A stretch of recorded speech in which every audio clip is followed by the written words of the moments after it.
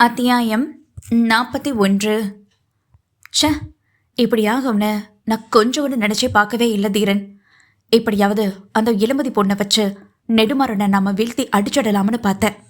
ஆனால் அவன் பெரிய புத்திசாலி தான். எப்படியோ அவளோட பாஸ்ட் லைஃப்பை பற்றி நிறைய தெரிஞ்சு வச்சுக்கிட்டு அவ நம்மளை ஏமாத்த தான் வந்திருக்கான்னு புரிஞ்சுக்கிட்டு கரெக்டாக காயை நகர்த்தி ஏமாத்தணும்னு உள்ளே வந்தவளை அவன் ஏமாற்றி வெளியே அனுப்பிட்டான். இதை நினைக்கும் போது எனக்கு அப்படியே ஆத்திரமா வருது என அங்கும் எங்கும் குட்டி போட்ட பூனை போல் நடந்து கொண்டிருந்தாள் சௌந்தர்யா. நீ என்ன பேசுற சௌந்தர்யா? அவன் நெடுமாறன் ரொம்ப புத்திசாலி. அவனை ஏமாத்த யாருனாலையும் முடியாது. அவன்கிட்ட ஒருத்தவங்க நெருங்கி வராங்கன்னு தெரிஞ்சா அவங்க யாரு என்னங்கிறத அவன் தெளிவா தெரிஞ்சுக்குவான். உன்னுடைய நல்ல நேரம் இந்த விஷயத்துல நீதான் ரொம்ப பெரிய மூலாதாரமா இருக்கல்னு அவனுக்கு தெரியாம போயிடுச்சு. தெரிஞ்சிருந்தா இந்நேரம் அவன் உன்னையும் போட்டு தள்ளியிருப்பான். என அசட்டையாக முகத்தை வெட்டியவள், அவனெல்லாம் என்னை போட்டு தள்ளவும் முடியாது.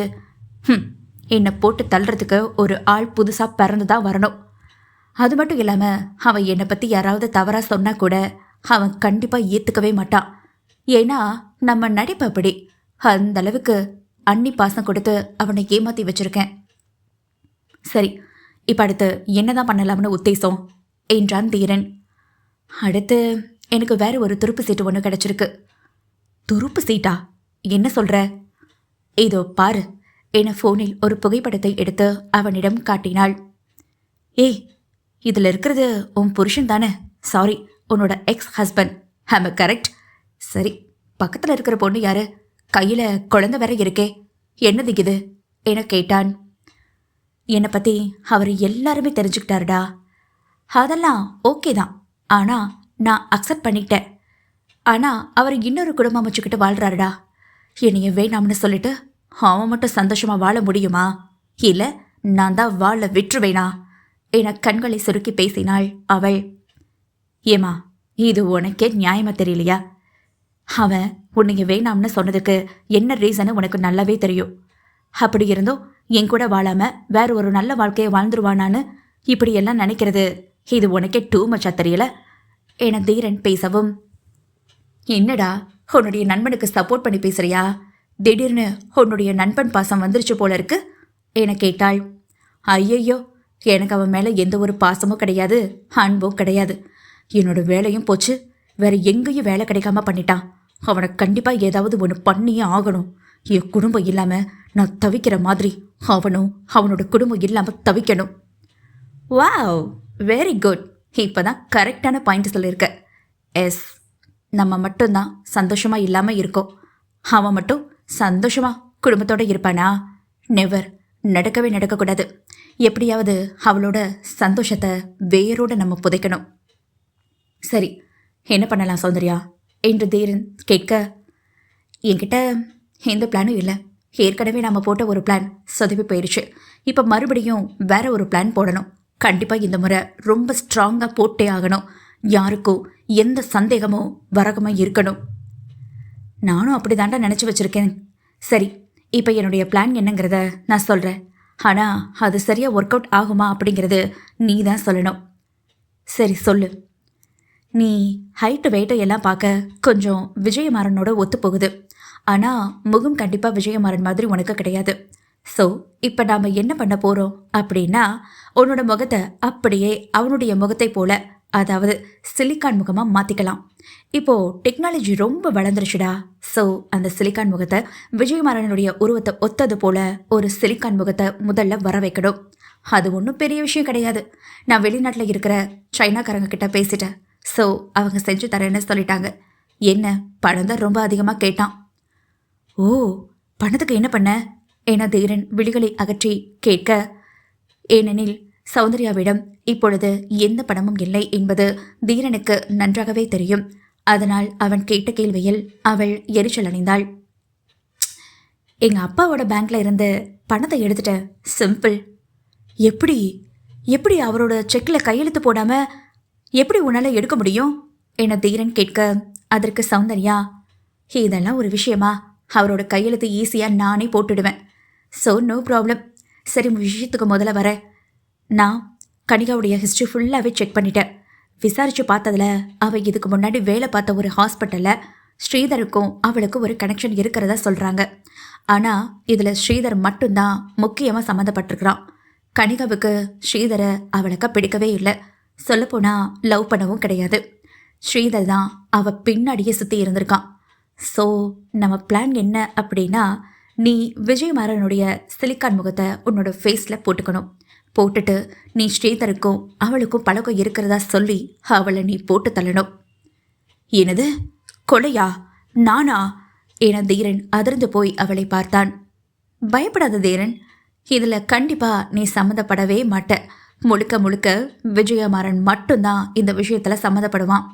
அவனுடைய ஃபேஸ் தான் நீ போட போற. ஒரு இன்ஜெக்ஷன் ஒன்று தரேன், அது 1/2 அன் ஹவரில் ஒரு ஆளை க்ளோஸ் பண்ணிடும். ஸோ அந்த இன்ஜெக்ஷனை நீ அவளுக்கு போட்டுட்டு ஈஸியாக நீ வெளியே வந்துடலாம்.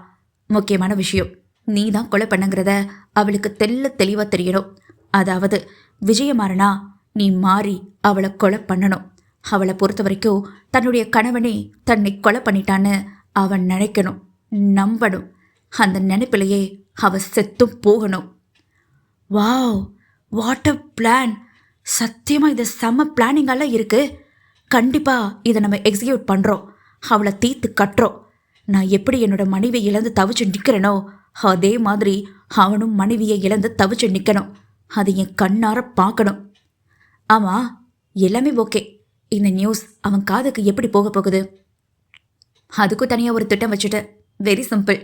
இவன் தான் கொலை பண்ணாங்கிறத நம்ப ப்ரெஸ், மீடியா, நியூஸ் இந்த மாதிரி எல்லா சேனலுக்கும் நம்ம சொன்னோம்னா கண்டிப்பாக இது பெரிய அளவுக்கு ஒரு பிரச்சனையை ஏற்படுத்தும் என்று சௌந்தர்யா சொன்னாள். ஏய் இல்லடி, வேணாம். கண்டிப்பாக இந்த மாதிரி ஒரு முட்டாள்தனமான விஷயத்த பண்ணாத. போலீஸ்காரனுங்களை சில நல்ல அறிவாளியான போலீஸ்காரங்க இருக்கத்தான் செய்கிறாங்க. அதிலும் விஜயமாறன் சம்மந்தப்பட்ட நிறைய போலீஸ்காரனுங்களை அவனோட ஃப்ரெண்ட்ஸ் கூட இருக்காங்க. ஸோ நான் சொல்கிறத நீ கேளு. ப்ரெஸ்ஸு, மீடியா, போலீஸ் இந்த மாதிரி எதுவும் நம்ம போக வேண்டாம். இவளை போட்டு தள்ளிட்டு அடுத்த பிளான் நான் சொல்கிற மாதிரி நீ கேளு. ஆமாடா, நீ சொல்கிறது கரெக்டு தான். நம்ம ப்ரெஸ்ஸு, மீடியா போனோம்னா போலீஸ் கேஸ் ஆகும். அப்போ கண்டிப்பாக நம்மளோட பேரும் அடிபடும். ஏதாவது ஒரு ரூபத்தில் நாமளும் உண்மை தெரிய வந்துச்சுன்னா அதுக்கப்புறம் நம்ம பண்ணது எல்லாமே வேஸ்ட்டாக போயிடும். நாம் சந்தோஷமாக இருக்கணும், ஆனால் அவன் மட்டும் சந்தோஷமாக இருக்கக்கூடாது. ஸோ நீ என்ன பிளான் வச்சுருக்க சொல்லு என்று சௌந்தர்யா அவனை பார்த்து ஆர்வமாக கேட்டாள். அந்த பொண்ணை போட்டு தள்ளிட்டு நான் அங்கிருந்து தப்பிச்சு வந்துடுறேன். நீ என்ன பண்ணுறேன்னா, அவனை நைஸாக ஏதாவது பேசி காரில் கூட்டிகிட்டு போய் ஒரு மலை சரிவிலிருந்து அவனை தள்ளி விட்டுரு. அவனும் செத்து போயிடுவான். Very simple. அவன் வண்டி ஓட்டிட்டு போன மாதிரி தான் இருக்கும். காரும் யதார்த்தமாக ஆக்சிடென்ட் ஆகி பள்ளத்தாக்கில் இருந்து கீழே விழுந்ததாகவும் இருக்கும். என்ன, இந்த பிளான் எல்லாம் ஓகேவா என அவன் சொன்னான். செம பிளான்டா. என்னை விட நீ பக்கா மாசா பிளான் போடுற. நிறைய படம் பார்ப்பியோ? நம்ம பண்ணுறது தான் படத்துலேயே போடுறாங்க. அதுவும் வாஸ்தவம் தான். எல்லாமே சரிதான். ஆனால் நம்ம அவன்கிட்ட இருக்கிற சொத்தில் ஏதாவது ஒரு பங்கு மட்டுமாவது வாங்கியே ஆகணும். இதுக்கு என்ன தான் பண்ணுறது என சௌந்தர்யா கேட்டாள். அதான் உனக்கும் அவனுக்கும் டைவர்ஸ் ஆகிடுச்சு. மறுபடியும் அவன்கிட்ட இருந்து நம்ம எப்படியும் சொத்தை வாங்க முடியாது. ஜீவனாம்சம் தான் கேட்க முடியும். ஆனால் சொத்தை வாங்குறது ரொம்ப கஷ்டம்தான். இப்போவே நெடுமாறனுக்கு உனக்கும் அவனுக்கும் டிவோர்ஸ் ஆனது அவனுக்கு தெரிஞ்சு போச்சு. இதை பற்றி அவன்கிட்ட கேள்வியும் கேட்டிருக்கான். ஆனால் அவன் இது என்னோட பர்சனல்னு சொல்லி வெளியே வந்துட்டானா. இதனால் அண்ணன் தம்பிக்குள்ள சிறு மனஸ்தாபமும் இருக்குது. இதை வச்சு எப்படியாவது நெடுமாறன் கிட்ட நீ பணத்தை கறக்கிறதுக்கு உண்டான முயற்சி பண்ணு. பணம் மட்டும் கறக்கக்கூடாது, முடிஞ்சா சொத்தையும் வாங்கிடலாம் என்று தீரன் அதற்கும் ஒரு ஐடியா போட்டு கொடுத்தான். அதை பிறகு பார்த்து கொள்ளலாம். முதல்ல இவங்க 2 பேரையும் போட்டு தள்ளிட்டு அதுக்கப்புறமா நம்ம ஏதாவது ஒரு ட்ராமா போட்டு சொத்தை வாங்கறதுக்கு உண்டான வழியை பார்ப்போம் என்று இருவரும் பேசியபடியே அவர்களின் திட்டத்தை செயல்படுத்த முன்னேறி சென்றனர். இவர்கள் இவ்வாறு திட்டம் போட்டு வைத்திருக்க இது எதுவும் அறியாத கனிகாவும் விஜயமாறனும் எப்பொழுதும் போல் அவரவர்கள் வேலையை பார்க்க சென்று விட்டனர். வீட்டிலேயே இருக்க எனக்கு ஒரு மாதிரி இருக்கு விஜய், ப்ளீஸ் நான் வேலைக்கு போகிறேனே என கனி ஒரு நாள் கேட்டாள். அதற்கு விஜயும், சரி போ, ஆனால் குழந்தைய என்ன பண்ணலாம்? குழந்தைய எப்படி தனியாக விட்டுட்டு போக முடியும் என அவன் கேட்டான். நான் ஹாஃப் டியூட்டி தான் பார்க்க போகிறேன். ஸோ அந்த நேரத்தில் இளமதி வந்து குழந்தைய பார்த்துக்க சொல்லலாம்னு ஒரு ஐடியாவில் இருக்கேன். நீங்கள் என்ன சொல்கிறீங்க விஜயன்? நீ இந்த நர்ஸ் தொழிலை ஒரு சேவையாக செஞ்சுட்டு வர, அது எனக்கு நல்லாவே தெரியும். திடீர்னு குழந்தையினால உன்னுடைய வேலை தடைப்பட்டு நிற்கவும் வேணாம். நீ தாராளமாக பண்ணு. குழந்தைய பார்த்துக்கிறதுக்கு ஒரு டேக்கர் ஒன்று வைக்கலாமா? இளமதியை எதுக்கு நம்ம டிஸ்டர்ப் பண்ணணும் என கேட்டான் விஜயன். இல்லை விஜயன், டேக்கர் எல்லாம் சரிப்பட்டு வராது. நம்ம இளமதி பார்த்துக்கிற மாதிரி வேறு யாருமே நமக்கு குழந்தைய பார்த்துக்க மாட்டாங்க. ப்ளீஸ், நான் சொன்னா கேளுங்க. அவனை வலுக்கட்டாயப்படுத்தவும் சரி என அவனும் ஒப்புக்கொண்டான். அவள் வேலைக்கு செல்லும் போது குழந்தையை இளமதியிடம் விட்டு சென்று விடுவாள். இளமதி வேலைக்கு செல்லும் சமயங்களில் குழந்தையை கனிகாவிடம் ஒப்படைத்துவிட்டு அவளும் சென்று விடுவாள். இப்படியாக அவர்களின் வாழ்க்கை நன்றாகத்தான் போய்கொண்டிருந்தது. கனிகா எப்பொழுதும் போல் அவள் வேலைக்கு சென்று அங்குள்ள வேலைகள் அனைத்தையும் பார்த்து கொண்டிருந்தாள். ஹாஸ்பிட்டலில் உள்ள ஒவ்வொரு நோயாளிகளின் அறைக்குள்ளும் சென்று பிரஷர் செக் பண்ணி விட்டு வந்து கொண்டிருந்தாள். அப்பொழுது ஒரு அறையினுள் செல்ல அந்த அறையில் யாரும் இல்லை. டிஸ்சார்ஜ் பண்ணிட்டாங்க போல என நினைத்தவாறே அறையை விட்டு வெளியே செல்லும் வேளையில் திடீரென்று அவளின் கைகளை யாரோ இறுக்கமாக பிடித்துக் கொண்டனர். அங்கே விஜயமாறன் நின்று கொண்டிருப்பதை அவள் பார்த்தாள். என்ன விஜய், நீங்க என்ன இந்த நேரத்துல, அதுவும் இந்த ரூம்குள்ள இங்க என்ன பண்றீங்க என சந்தேகமாகவும் அதே நேரம் கொஞ்சம் சந்தோஷத்துடனும் அவள் கேட்டாள். அவன் எதுவுமே பேசவே இல்லை. சொல்லுங்க விஜய், என்ன இன்னும் ஒன்றும் பேசாம அமைதியா நிக்கிறீங்க என மீண்டும் கனிகா கேட்க, அவள் கேட்ட அடுத்த நிமிடம் அவளின் கழுத்தில் ஒரு ஊசி குத்தப்பட்டது. அவள் அதை சுதாரித்து கொண்டு உடனே ஊசியை வெளியே எடுத்துவிட்டாள். அதில் பாதி மருந்து அவளின் உடலில் செலுத்தியிருந்தது. ஆனால் புத்தி கிட்ட தீரன் இதை கவனிக்க மறந்துவிட்டான்.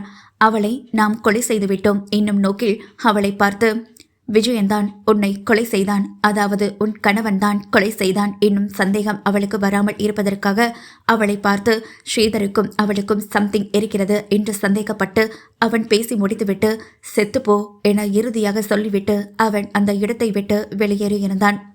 அவன் பேசிவிட்டு போன ஒவ்வொரு வார்த்தைகளையும் கேட்ட கனிகாவிற்கு அந்நேரத்தில் என்ன செய்வது என்று தெரியவில்லை. தன்னுடைய கணவனே தன்னை சந்தேகப்பட்டு விஷ ஊசியை செலுத்திவிட்டு போய்விட்டானே. அட பாவி, இத்தனை நாளும் நாம் கொண்ட காதல் அனைத்தும் உண்மை இல்லையா? தோல்வியை தழுவி விட்டதா என அந்நிலையிலும் அவள் நினைத்து அழுதாள். பிறகு விதுலனின் ஞாபகம் அவளுக்கு வர, விதுலன், விதுக்குட்டி என கூறியபடியே அவளின் ஞாபகங்கள் அனைத்தும் மறைந்து போய் உயிரும் அவளின் உடலில் இருந்து பிரிய ஆரம்பித்தது. அந்நேரத்தில் சரியாக ஸ்ரீதரும் உள்ளே வந்தான். ஸ்ரீதர் அங்கு வேலைக்கு சேர்ந்து 3 மாதம் ஆகிறது. வர்ஷாவை நீ கண்டிப்பாக திருமணம் செய்து கொள்ள வேண்டும் என ஸ்ரீதரின் அப்பா கண்டிப்பாக சொல்லிவிட, எனக்கு வர்ஷாவை சுத்தமாக பிடிக்கல, அவளுக்கும் எனக்கும் செட் ஆகாது என சொல்லிவிட்டு, நான் உங்கள் ஹாஸ்பிட்டலில் வேலை செய்கிறதுனால தானே சும்மா சும்மா வர்ஷாவை கல்யாணம் பண்ணிக்கொண்டு சொல்கிறீங்க. நான் இனிமே இந்த ஹாஸ்பிட்டலில் வேலை செய்ய மாட்டேன், நான் வேற ஒரு இடத்துக்கே போகிறேன் என்று சொல்லிவிட்டு மும்பை வந்து சேர்ந்தவன் பிறகு இந்த ஹாஸ்பிட்டலில் அவனுக்கு என்று ஒரு வேலையை தேடிக்கொண்டான். தற்போது 3 மாதமாக வேலை செய்து கொண்டிருக்கிறான். அப்பொழுதுதான் அங்கு கனிகாவை யதார்த்தமாக சந்திக்க நேர்ந்தது. பிறகு அவளின் வாழ்க்கையில் வேறொரு நபர் இருக்கிறார், அவளுக்கு திருமணமாகி குழந்தையும் இருக்கிறது என்பதை தெரிந்து கொண்ட ஸ்ரீதர் மிகவும் மனமுடைந்து போனான். ஆனால் அதை அவளிடம் வெளிக்காட்டிக் கொள்ளவில்லை. எப்படியோ தான் காதலித்த பெண் நன்றாக இருக்கிறாள் அல்லவா, அதுவே போதும். நாங்க 90s கிட்டடா, எங்களுக்கு துரோகம் ஒருத்தன் செஞ்சுட்டு போனாலோ அவன் நல்லா இருக்கணும்னு நினைக்கிற குணம் எங்களுக்கு மட்டும்தான் இருக்கும். ஆனால் ஏன் என்னை நிராகரித்தாள்? ஓரளவு அவள் திருமணம் செய்து கொண்ட அந்த நபரிடம் இல்லாத ஈர்ப்பு என்னிடம் இல்லையோ என்னவோ என நினைத்து கொண்டவன் கொஞ்சம் கொஞ்சமாக மனதை தேற்றிக் கொண்டான். ஆனால் மொத்தமாக தேற்றிக் கொண்டானா என கேட்டால் அதற்கு பதில் சத்தியமாக என்னிடம் இல்லை. கனிகாவை அவன் சீண்டவும் இல்லை. சாதாரண மேம்போக்கான விஷயங்கள் மட்டுமே பேசிவிட்டு அவனின் வேலைகளை எப்பொழுதும் போல பார்த்து கொண்டிருப்பான். ஒரு நோயாளியினுடைய கேஸ் சீட்டை அவன் பார்த்து கொண்டிருந்த பொழுது அதில் சில சந்தேகங்கள் வர ஸ்ரீதர் அருகில் இருக்கும் ஒரு நர்ஸை அழைத்து, இந்த பேஷண்ட்டுக்கு யாரு டேக்கர் பண்றீங்க என கேட்டுக்கொண்டிருக்க, அவள் இந்த பேஷண்ட்டை கனி சிஸ்டர் தான் டேக்கர் பண்றாங்க சார் என அந்த பெண் சொல்லவும், அவங்க இப்போ எங்க இருக்காங்க என கேட்டான். சார், மேலே இப்போ எல்லாருக்கும் ப்ரெஷர் செக் பண்ண போயிருக்காங்க என்று சொன்னாள் அந்த நர்ஸ் பெண். போய் பார்க்கலாமா, அவளிடம் கேட்கலாமா என்னும் யோசனை அவனுக்குள் வந்தாலும், சரி இதில் என்ன இருக்கு, நம்ம வேலை விஷயமா தானே அவகிட்ட பேச போகிறோம், மற்றபடி எனக்கோ அவளுக்கோ இப்போதான் ஒன்றுமே இல்லையே என நினைத்து யதார்த்தமாகத்தான் ஒவ்வொரு அறைக்குள்ளும் அவன் தேடி பார்த்தான். ஏதாவது ஒரு ஆட்களை விட்டு அவளை வரவழைத்திருக்கலாம். ஆனால் அந்த பேஷண்ட்டுக்கு நாளை ஒரு முக்கியமான ஆபரேஷன் செய்ய வேண்டி உள்ளதால் நேரடியாகவே அவளை சென்று பார்த்தான். அவனும் அவளை தவிர்க்கத்தான் பார்க்கிறான். ஆனால் வேலை விஷயத்தின் காரணமாக ஒரு சில சமயங்களில் அவளை பார்க்க நேரிட செய்கிறது. ஆனால் அவள் அங்கு இல்லை. கடைசியாக அவள் மயக்கம் போட்டு கீழே விழுந்து உயிருக்காக போராடி கொண்டிருக்கும் நிலைமையில் அவன் போனான். அவளின் கண்கள் முழுவதுமாக மூடியிருந்தது. என்ன ஆயிற்று என்று ஒன்றுமே அவனுக்கு புரியவே இல்லை. அவளை தட்டி தட்டி எழுப்பி பார்த்தான். ஆனால் எதுவும் தெரியவில்லை. இறுதியாக அந்த இன்ஜெக்ஷன் பாதி செலுத்தாமல் கீழே தரையில் கிடந்ததை பார்த்து, இது எந்த இன்ஜெக்ஷன் என அவன் புரியாமல் பார்த்து கொண்டிருக்க, அதில் எந்தவிதமான மருத்துவ குறியீடு எதுவும் இல்லாமல் இருப்பதை கண்டு அவன் ஒரு நிமிடம் குழம்பித்தான் போனான். விதுலன், விதுலன் என்று அவள் முடக்கியவள், கனி, கனி, உனக்கு என்னாச்சு? என்னாவதுமா? நான் இப்ப என்ன செய்வேன்? அவளின் நிலையை கண்டு மருத்துவரான ஸ்ரீதரும் ஒரு நிமிடம் கலக்கம் கொண்டான். சார், சார் நீங்களா? நான் செத்து போக போறேன். எனக்கு இனி இந்த உலகத்துல வாழ அந்த ஆண்டவன் கொடுத்து வைக்கல போல. நான் முழுசுமா இந்த உலகத்தை விட்டு போக போறேன். ஐயோ, என்னாச்சு உனக்கு? ஏன் இந்த மாதிரியெல்லாம் பேசுற? முதல்ல உனக்கு என்னாச்சு? அதை சொல்லு என அவன் கேட்டதும் அவளின் கண்கள் மிரண்டு போய் வெடித்தது. சார், எனக்கு விஷ ஊசி போட்டுட்டாங்க. நான் செத்து போக போறேன் என சொல்லியவள் மீண்டும் கண்களை மூட போனாள். அவள் கன்னத்தை மீண்டும் மீண்டும் தட்டியவன், என்ன ஊசி சொல்லு என சொல்லவும், எனக்கு தெரியல, ஆனா அது விஷ ஊசி. 1/2 மணி நேரத்துல நான் இறந்துருவேன்னு சொன்னாங்க. அவள் சொல்லி முடித்ததும் அந்த இன்ஜெக்ஷனை எடுத்து அவன் பார்த்தான். அதில் பாதி செலுத்தியும் பாதி செலுத்தாமல் இருப்பதை கண்டவன் அவளை தூக்கிக் கொண்டு ஐசியூ வார்டுக்கு விரைந்தான். உன்னை நான் எப்படியும் காப்பாத்திருவேன் கனிகா, பயப்படாத என சொல்லியபடி அவளை தூக்கிக் கொண்டு ஐசியூ சென்று படுக்கையில் படுக்க வைத்தவன் நர்ஸ் என கத்தினான். சார், எனக்காக ஒரு உதவி பண்றீங்களா? உங்க ஃபோன் கொடுங்க என கேட்டாள். அவனும் ஃபோனை கொடுக்க, நான் சொல்ற நம்பரை டைப் பண்ணுங்க. ஓகே. நம்பரை அழுத்தி அவள் கையில் கொடுக்கப்பட்டது. ஹிலா, இளமதி, நான் சாக போறேன். நான் உயிரோடு இருப்பேனா என்னன்னு எனக்கு தெரியாது. என்னுடைய குழந்தைய நீ தான் பார்த்துக்கணும். எனக்கு தெரியுது, நான் உன்கிட்ட மிகப்பெரிய சுமைய இறக்கி வச்சுட்டு போறேன்னு. ஆனா உன்னை விட என் குழந்தைய ரொம்ப பொறுப்பா யாருமே பார்த்துக்கவே முடியாது. அதனாலதான் என்னுடைய குழந்தைய நான் உன்கிட்ட கொடுத்துட்டு போறேன். அவனை நல்லபடியா வளர்த்து ஆளாக்கு. அவனை விட்டு நீ எங்கேயும் போகக்கூடாது. கடைசி வரைக்கும் நீ அவன் கூடவே தான் இருக்கணும். முக்கியமான விஷயம், அவன் வளர வேண்டிய இடம் அது அல்ல. அவன் வளர வேண்டிய இடம் விஜயமாறனின் ஜமீன் அரண்மனை. அங்க அவனை கொண்டு போய் விட்டுடு. எந்த பிரச்சனை வந்தாலும் அவனை விட்டு நீ விலகாம இருக்கணும். எனக்கு சத்தியம் பண்ணிக்கொடு, இப்பவே, இந்த நிமிஷமே. தன் கணவன் தான் தன்னை கொலை செய்தான் என தெரிந்தும் குழந்தையை ஏன் அவனுடைய இடத்தில் அவள் வளர்க்க சொல்ல வேண்டும்? அந்நேரத்திலும் அவள் காரணமாகத்தான் அவளிடம் குழந்தையை விஜயமாறனின் வீட்டிலேயே ஒப்படைக்கும்படி சொன்னாள். அது மட்டும் இல்லாமல் கூடவே இருக்கும்படியும் சொன்னாள். அந்த குழந்தையின் பாதுகாப்பிற்காக அவளை இருக்க சொல்லி இருந்தாள். அதற்கு முக்கிய காரணம், என் மகனுக்கு தகப்பன் இல்லாமல் இருக்கக்கூடாது என்னும் நோக்கில் அவள் முடிவு எடுத்தாளோ? கண்டிப்பாக இல்லை. உன் கண்ணில் என் கண்களால் நீ காட்டிய காதல் பொய் என்று கூறிவிட்டது. ஆனால் அதே கண்களில் என் குழந்தையிடம் நீ காட்டிய அன்பு உண்மை என்றுதான் என் மனது சொல்கிறது. என்னிடம் சிறு நம்பிக்கை உள்ளது. என் மகன் வருவான் உன்னை அழிக்கவே. இதன் காரணமாகவே அவளிடம் குழந்தையை அங்கு கொண்டு போய் ஒப்படைக்க வேண்டும் என கேட்டுக்கொண்டாள். ஏய் கனிகா, என்ன சொல்ற? என்னென்னமோ பேசுற. எனக்கு ரொம்ப பயமா இருக்குடி. நீ சாக போறியா? முதல்ல நீ எங்க இருக்க? நீ வேலைக்கு தானே போயிருக்க? ஹாஸ்பிட்டல்ல தானே இருக்க? அவளின் பயத்தில் அடுத்தடுத்த கேள்விகள் ஒவ்வொன்றாக கேட்டுக்கொண்டே இருந்தாள். நான் சொன்னதை மட்டும் செஞ்சுடு இளமதி, வேற எதுவும் என்கிட்ட கேட்காத. நான் போறேன் என போன் துண்டிக்கப்பட்டது. அங்கு ஹலோ என கத்திக்கொண்டே இருந்தாள். இளமதி விரைவாக விதுலனை தூக்கிக் கொண்டு ஒரு ஆட்டோ பிடித்து அவள் வேலை செய்யும் ஹாஸ்பிட்டலுக்கு வந்து பார்த்தாள். ரிசப்ஷனில் உள்ள பெண்ணிடம், கனிகா எங்க இருக்காங்க என கேட்டதற்கு, கனிகாவா? சாரிங்க, அவங்க இறந்து போயிட்டாங்களே. இப்பதான் மார்ச் வரைக்கும் கூட்டிட்டு போயிருக்காங்க என சொன்னதும், ஐயோ என தலையில் அடித்துக்கொண்டு அவள் ஓடினாள். மார்ச் வரை பக்கமாக சென்றதும் அவளை அங்கு யாரும் அனுமதிக்கப்படவே இல்லை. அம்மா சொன்னா கேளுங்க, இங்கெல்லாம் நீங்க வரவே கூடாது. அதுவும் கையில குழந்தைய வேற வச்சிருக்கீங்க, இன்ஃபெக்ஷன் ஆயிடும். முதல்ல கிளம்புங்கம்மா. இல்லைங்க, என்னோட ஃப்ரெண்டு கனிகா. கனிகா நை அப்படி யாரும் இல்லை, முதல்ல கிளம்பி போங்க என சொல்லிவிட்டனர். பிறகு அவள் துரிதமாக செயல்பட ஆரம்பித்தாள். விஜயமாறனுக்கு இந்த செய்தி தெரியுமா? அவர் ஏன் இன்னும் வரல? எப்படி அவளை மார்ச்சவருக்கு அழைச்சிட்டு போவாங்க? உண்மையா என்ன நடந்தது? ஒண்ணுமே புரியலையே.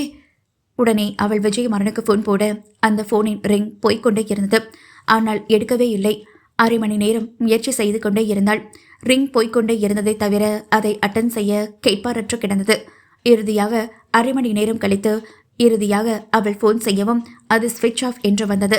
அவனை தேடி அவனது அலுவலகத்திற்கு செல்ல அவர் அங்கு இல்லை. வெளிநாடு கிளம்பிவிட்டார் என்னும் செய்தி அவளுக்கு வந்தது. அவளுக்கு அழும் குழந்தையை வைத்துக்கொண்டு பரிதாப நிலையில் அங்கு நின்று கொண்டிருந்தாள்.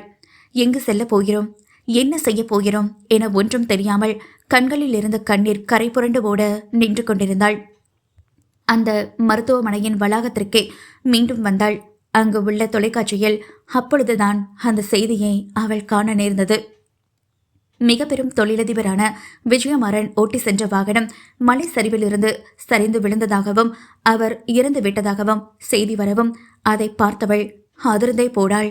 கையில் இருந்த போன் நழுவி தரைக்கு வந்தது.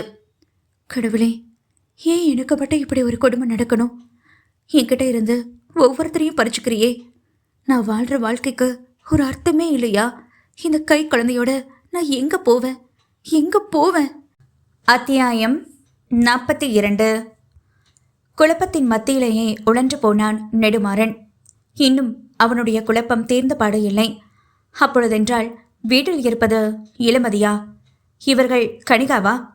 அவனின் கேள்விகள் பல இருக்க அந்த கேள்விகள் அனைத்திற்கும் விளக்கம் அளிக்குமாறு கணிகா அனைத்தையும் சொல்லி முடித்து இருந்தாள். விஜயன் எவ்வாறு அவளின் வாழ்க்கைக்குள் நுழைந்தான்? பிறகு எப்படி அவருக்கும் தனக்கும் திருமணம் நடந்தது? அவர்தான் தம்மை விஷ ஊசி போட்டு கொலை செய்தார் என்பது வரை மட்டும்தான் அவளுக்கு தெரியும். வாசகர்களாகிய பெருமக்களாகிய உங்களுக்கு நான் இந்த கதையில் சிறு சிறு விளக்கங்கள் கொடுத்துள்ளேன். ஏனெனில் மேலும் உங்களை குழப்பமடைய வைக்க வேண்டாம் என்னும் நோக்கில் யார் செய்த சதி என்பதை நான் குறிப்பிட்டுள்ளேன்.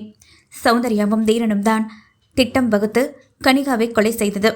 அதற்கு பிறகாக இளமதியின் வாழ்க்கைக்குள் நடந்த அனைத்து உண்மைகளையும் வாசகர்கள் உங்களின் கண்ணோட்டத்தில் மட்டும் தெரியும்படுத்தபடி எழுதியிருக்கிறேன். ஆனால் கணிகாவிற்கோ நெடுமாறனுக்கோ விஜயனுக்கோ யாருக்கும் இளமதிக்கும் நெடுமாறனுக்கும் இடையேயான காதல் கல்யாணம் எதுவும் தெரியாது. தெரியும் கட்டம் வரும்பொழுது தெரியப்படுத்துகிறேன். அதேபோல் சௌந்தர்யா எப்படி இறந்து போனாள், விஜயமாறன் எப்படி இறந்து போனான் என்பதையும் கதையின் போக்கில் உங்களுக்கு தெரியப்படுத்துகிறேன். அதுவரை இப்பொழுது என்ன நடக்கிறது என்று மட்டும் நாம் பார்ப்போம். சார், எல்லா உண்மையும் உங்ககிட்ட சொல்லிட்டு இப்பவாது என்ன நம்புங்க. தயவு செஞ்சு என்னுடைய குழந்தைய என்கிட்டயே கொடுத்துடுங்க என அவனிடம் கையெடுத்து கும்பிட்டு மன்றாடினாள் கணிகா. அவன் அமைதியாகவே இருக்கவும் கணிகா மேற்கொண்டும் பேச ஆரம்பித்தாள். என்னால் உங்களுக்கு எந்த தொலைய வேண்டாம். என் குழந்தைய மட்டும் கொடுத்துடுங்க. நான் இங்கிருந்து போய்கிட்டே இருக்கேன். எந்த காலத்திலையும் உங்களுடைய சொத்துக்காகவும் உங்களோட பணத்துக்காகவும் நான் வரவே மாட்டேன். என் குழந்தை கொடுத்தீங்கன்னா நான் போய்கிட்டே இருப்பேன். உங்கள் அண்ணனும் வேணாம், எனக்கு யாரும் வேணாம். அவன் அசந்த நேரம் பார்த்து திடுதப்பு என்று அவனின் காலில் விழுந்து விட்டாள் அவள். கணிகா பேசும் பொழுது அவளின் கண்களை மட்டுமே அவன் கூர்ந்து கவனித்தான். ஏனெனில் எப்பொழுதும் எந்த ஒரு மனிதருக்கும் கண்கள் பொய் சொல்லாது. அவள் எத்தனை நாடகம் ஆடினாலும் எத்தனை தில்லாலங்கடி வேலைகள் செய்திருந்தாலும் அவள் செய்த ஒரு சில விஷயங்களில் ஒரு சில பொய்களில் அவளுடைய கண்களை காமித்து கொடுத்துவிடும். அப்படி இருக்க அவளுடைய கண்களில் சிறு பொய் இருக்கிறதா என கூர்ந்து கவனித்து பார்த்தான். ஆனால் அதில் எந்தவிதமான பொய்யையும் அவன் கண்டுபிடிக்க முடியவில்லை. அவள் சொன்ன அனைத்தும் உண்மை என மட்டுமே அவனுக்கு சாடியது. ஆனால் தன் அண்ணன் எதற்காக கணிகாவை கொலை செய்ய வேண்டும்? அதுவும் விஷ ஊசியை போட்டு எதற்கு அவர் கொலை செய்ய வேண்டும்? ஒரு சந்தேகத்தின் பேரில் இவங்களை கொலை செய்கிற அளவுக்கு நம் அண்ணன் அப்படி ஒன்றும் கேடு கெட்டவன் இல்லையே. கண்டிப்பா அமர்ந்து பேசி இருந்தால் இருவரின் பிரச்சனையும் தெரிந்து இருக்கும். அது மட்டுமல்லாது தன் அண்ணனும் சௌந்தர்யா அண்ணியை தயவு செய்து இவர்களுடன் அல்லவா வாழ்ந்து கொண்டிருந்தார். எனக்கு பிடித்திருக்கிறது. இவள் இல்லாமல் என்னால் இருக்கவும் முடியாது என என்னிடம் அவ்வளவு தெளிவாகவும் அவ்வளவு உறுதியாகவும் சொல்லிவிட்டு என்னையே கோபித்துக் கொண்டவர் எப்படி இவர்களிடம் சண்டையை போட்டுவிட்டு கொலையும் செய்திருக்கிறார் என்றால் என்னால் நம்பவே முடியவில்லை. இதில் ஏதோ சூழ்ச்சி ஒன்று அடங்கி இருக்கிறது என்பதை மட்டும் அவன் தெளிவாக உணர்ந்து கொண்டான். நாம் வாழும் வாழ்க்கை ஒன்றும் சினிமா அல்ல. நமக்காக இவர்கள் இப்படி ஏதாவது சூழ்ச்சி செய்திருப்பார்களோ, அப்படி சூழ்ச்சி செய்திருப்பார்களோ, செய்வனை வைத்திருப்பார்களோ என ஒவ்வொன்றையும் பிரித்து பார்க்க முடியாது. ஆனால் நெடுமறுநாள் இப்பொழுது அப்படி பிரித்து பார்க்கத்தான் தோன்றியது. நமக்கு என்று யாராவது எதிரிகள் இருக்கிறார்களா என்னும் சந்தேகம் அவனுக்குள் உருவானது. ஓரளவு அண்ணனுக்கு ஏதாவது எதிரிகள் இருக்க போய் அவர்கள் இவர்களிடம் சண்டையை உருவாக்கி ஏதாவது செய்திருப்பார்களோ? இல்லையே, இவங்களுடைய உறவு முறையை மிகவும் ரகசியமாக அல்லவா வைத்திருந்தார்கள். எங்கேயோ தவறு நடந்து இருக்கிறது, இதோ தப்பு நடந்திருக்கு, என்னன்னு கண்டுபிடிச்சே ஆகணும். அது மட்டும் இல்லாம இந்த இளமதி எதுக்காக தன்னுடைய தோழிக்காக கனிகான்னு பொய் சொல்லிக்கிட்டு உள்ள வரணும்? எதுக்காக என்னும் கேள்விகள் அவனின் மண்டைக்குள் குடைய திடீரென்று அவள் தன் காலில் விழுந்ததும் தன்னுடைய யோசனைகள் அனைத்தும் சிட்டாக பறந்து ஓடியே விட்டது. முதல்ல எந்திரிங்க என அவளை தூக்கி நிமிர்த்தினான். உங்க பேர் Kanika, right? Okay miss Kanika. இப்போ நீங்கள் Mrs Kanika, correct? Wrong sir, நான் இப்போ வெறும் மிஸ் கனிகா மட்டும்தான். ஓஹோ, கல்யாணம் ஆனவங்களை மிஸ்ஸஸ்ன்னு தானே சொல்ல முடியும். Mrs Kanika, no more argument. நான் நேரடியாக விஷயத்துக்கு வரேன். உங்ககிட்ட இப்போ விதுரனை கொடுக்க முடியாது. வாய் வார்த்தைக்கு கூட உங்கள் மகன்னு அவன் அழைக்கவில்லை. அப்படி சொல்லவும் அவனுக்கு விருப்பமும் இல்லை. உண்மை தெரிந்தால் மட்டுமே அது நிஜம். பார்க்கலாம். ஒரு அடி தள்ளியே வைத்து கொண்டான் அவளை. குழப்பம் முழுக்க மனதை ஆக்கிரமித்திருந்தது அவனுக்கு. அதிர்ந்து போய் கேள்வியை கேட்டாள். என் மனசுக்குள்ள 1000 கேள்விகளும் சந்தேகங்களும் நிறைய இருக்கு. ஸோ அதெல்லாம் தீர வரைக்கும் விதுலனை உங்ககிட்ட ஒப்படைக்க முடியாது. அவன் ஏன் மக? அவனை நான் 10 மாதம் சுமந்து பெற்றிருக்கேன். எனக்கு நீங்கள் தர முடியாதுன்னு சொல்கிறதுக்கு உங்களுக்கு எந்த ரைட்ஸும் இல்லை. இப்போவே வேணா டிஎன்ஏ ரிப்போர்ட்டும் எடுத்து பாருங்க. உங்களுக்கு இன்னும் என் மேலே சந்தேகம் இருக்குன்னு நினைக்கிறேன்.